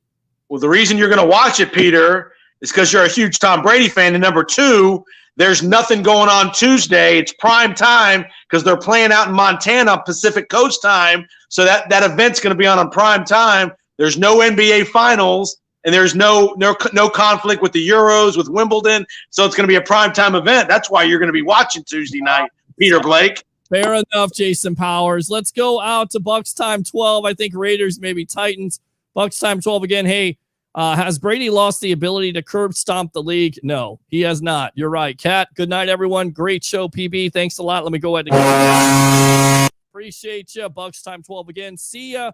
Troy Polamalu, King Troy. See you all at the Rowdies game. Okay. All right, cool. All right. One last nugget for tonight. Monty Kiffin is going into the Buccaneer Ring of Honor on September 19th. Of course, week 2 versus the Atlanta Falcons. Does Kiffin get enough respect in your mind for being that defensive coordinator, and not only being a defensive coordinator, but basically being an architect of that Tampa 2 defense? And what's your greatest memory of Mr. Kiffin? Well, it's tricky because whenever people talk about the Tampa 2 defense, what's the first name everybody brings up? Tony Dungy. So sometimes I think Monty doesn't get his full due because everybody thinks it's Tony Dungy's defense, which it probably is to some degree. But Monty was the guy day in, day out, making the little tweaks, the little defensive adjustments that Tony probably wasn't doing on a day-to-day basis because he was the head coach and Monty was serving as the day-to-day defensive coordinator. So again, Monty probably doesn't get enough credit that he deserves for his great efforts orchestrating that defense and just the knack for making the right call at the right moment. Obviously, to me, one of the greatest moments of that defense's history was Rondé Barber at the vet, shutting down the vet when Barber intercepted in the slot and went coast to coast to finalize and wrap up that Philadelphia Eagle game. So to me, and here's the other great thing Monty Kiffin was involved in. He produced Lane Kiffin. Okay. I mean, with that being said, well, look, a lot of Buccaneer fans remember when he decided to take the job at Tennessee, and of course the debacle on Monday Night Football, giving up over 200 rushing yards versus the Panthers. I don't think that was his fault. I just think, the defense at the time was kind of caught off guard. They didn't necessarily play the same. It was disappointing because at the time, I believe they were like 9-3, and they finished off at 9-7 with losing that. Right. Football. That wasn't, but the consistency factor of this defense being in the top 10 for so many years. And this is why I say, this defense doesn't get enough publicity because of their longevity, what they did throughout those years. It was not only that Super Bowl year, but you go all the way back to 99, 97, 98. To me, the special thing was when they went 96, and that was a Super Bowl team, the Green Bay Packers. Yep. Hold that team to 13 points. So I think they lose. One thing he did that he doesn't get enough credit for, he made guys like Greg Spires, Dexter Jackson, big-time players in this league. When those guys were average talents, he made those by putting them in that defense. Even Rondé Barber to some extent. He allowed Rondé to be a zone corner guy. If Rondé would have been stuck on a team that was a man-to-man kind of team, Rondé would not have had the success he had in the NFL because Rondé was not the best man-to-man cover guy. He had to be in a zone kind of scheme. It was the perfect scheme for him to be in, which is going to turn into hopefully a Hall of Fame career. All right, good stuff, Jason. Once again, go ahead and promote yourself here. The Power Man. Baby. Go ahead and promote the podcast here. Once again, appreciate the time here on the Sports Web. You got it, man. Powers on Sports Podcast. Check it out. Subscribe. Again, you'll hear myself, Peter Blake. We've got great guests throughout. We've had great guests throughout the couple years that I've been doing the podcast. We've had Brad Johnson, Buccaneer quarterback. We've had Bruce Arians' wife, Christine Arians. I'm trying to get a Buccaneer assistant coach on here in the next couple of weeks, so be on the lookout for that. I might have a current Buccaneer assistant on in the next couple of weeks. So we have guests, we have coaches, we have celebrities, we have TV personalities, and even rock stars like you, my man, Peter Blake. All right, there you go. Thanks a lot. Flattery will get you everywhere. I learned that from your good buddy, Mr. TJ Reeves of the Buccaneer Radio Network. Jason Powers, thanks a lot for your time here on the Evolution of Sports Talk Television on the Notoriety Sports Network. And I love St. Pete. All right. Go Bolts, man. Bolts in 5, brother. Yeah, go Bolts. All right, good stuff. Let me go ahead and give him the light. All right, it never gets old. Thanks a lot for your time. Let me read these comments, and then we will get out of here for the night. Did you enjoy the show? I mean, we talked about the Tampa Bay Lightning. We talked around the NFL. We talked about your Bucks. We didn't talk baseball. I don't think anybody wants to talk baseball. I mean, if you want to talk baseball, we had Rob call the other night talking about the College World Series, Mississippi State won. It looks like Penny Hardaway is also staying at Memphis. For you NBA heads, excuse me, it is getting late. And congratulations to Chris Paul and the Phoenix Suns. They are in the NBA Finals. I think, clearly they could be the favorite. No matter who comes out of that East, I get it. You're without Giannis. What's the long-term ability of him coming back? Who knows at this point? Whether Milwaukee or Atlanta, who has their own injury troubles with Trae Young, I think it favors Chris Paul and, of course, the Phoenix Suns. Devin Booker, talented, Ayton in the middle. I mean, to me, they could be a team of destiny. We'll see, but congratulations to the Phoenix Suns. Let me read these comments, and then we will get out of here. Troy Polamalu trolling me again. I love it. I'll go ahead and do that and bring back Dirk Cutter, and you get this. All right, guys. Thanks a lot for tuning in to the Evolution of Sports Talk Television. Thanks to our guest, Dan Hirajan of the Scrum Sports, Associate Editor and Chief Chase Senior of Chat Sports. Of course, the legend himself, Mr. Leo Haggerty, former Coach Scout and now media member of Night Sports Productions. And of course, the power man himself, Mr. Jason Powers, Powers on Sports Podcast. We'll be back soon, maybe back tomorrow night to give you a little pre-show, getting you ready for Game 3 versus your Tampa Bay Lightning versus the Montreal Canadiens. Game 3 of the Stanley Cup Final, only 2 wins away from repeating as a Stanley Cup winner.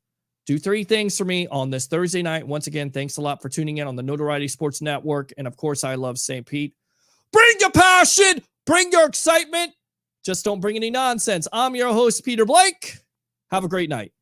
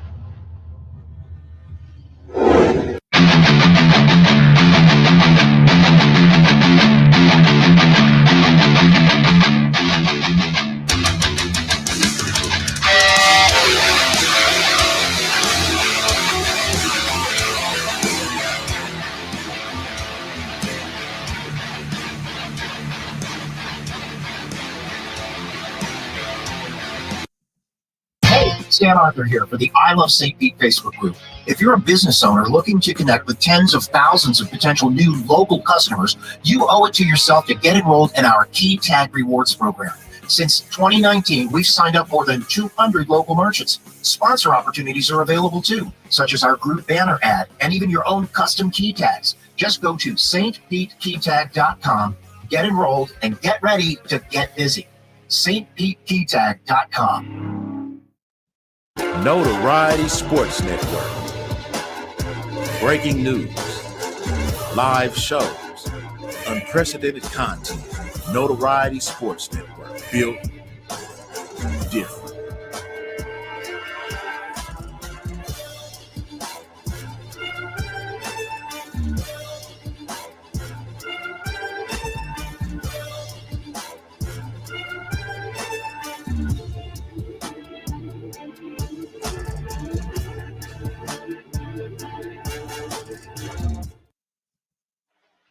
Right side. side, it's Dano to center ice. A pass blocked away by McDonough. Goodrow carries across the blue line, open right circle. No. A pass in front. Score! What a job! What a goal by Blake Coleman! And it counts! 0.3 seconds, David. 0.3 of a second on the clock, and it's 2-1 Lightning. What a play by Coleman. Goodrow comes in, he steals it, goes back. Coleman dives. I mean, folks, he literally dove, and he hit the puck with his stick, and it went up over the outstretched right arm of Carey Price. That is a heck of a goal and a heck of an effort.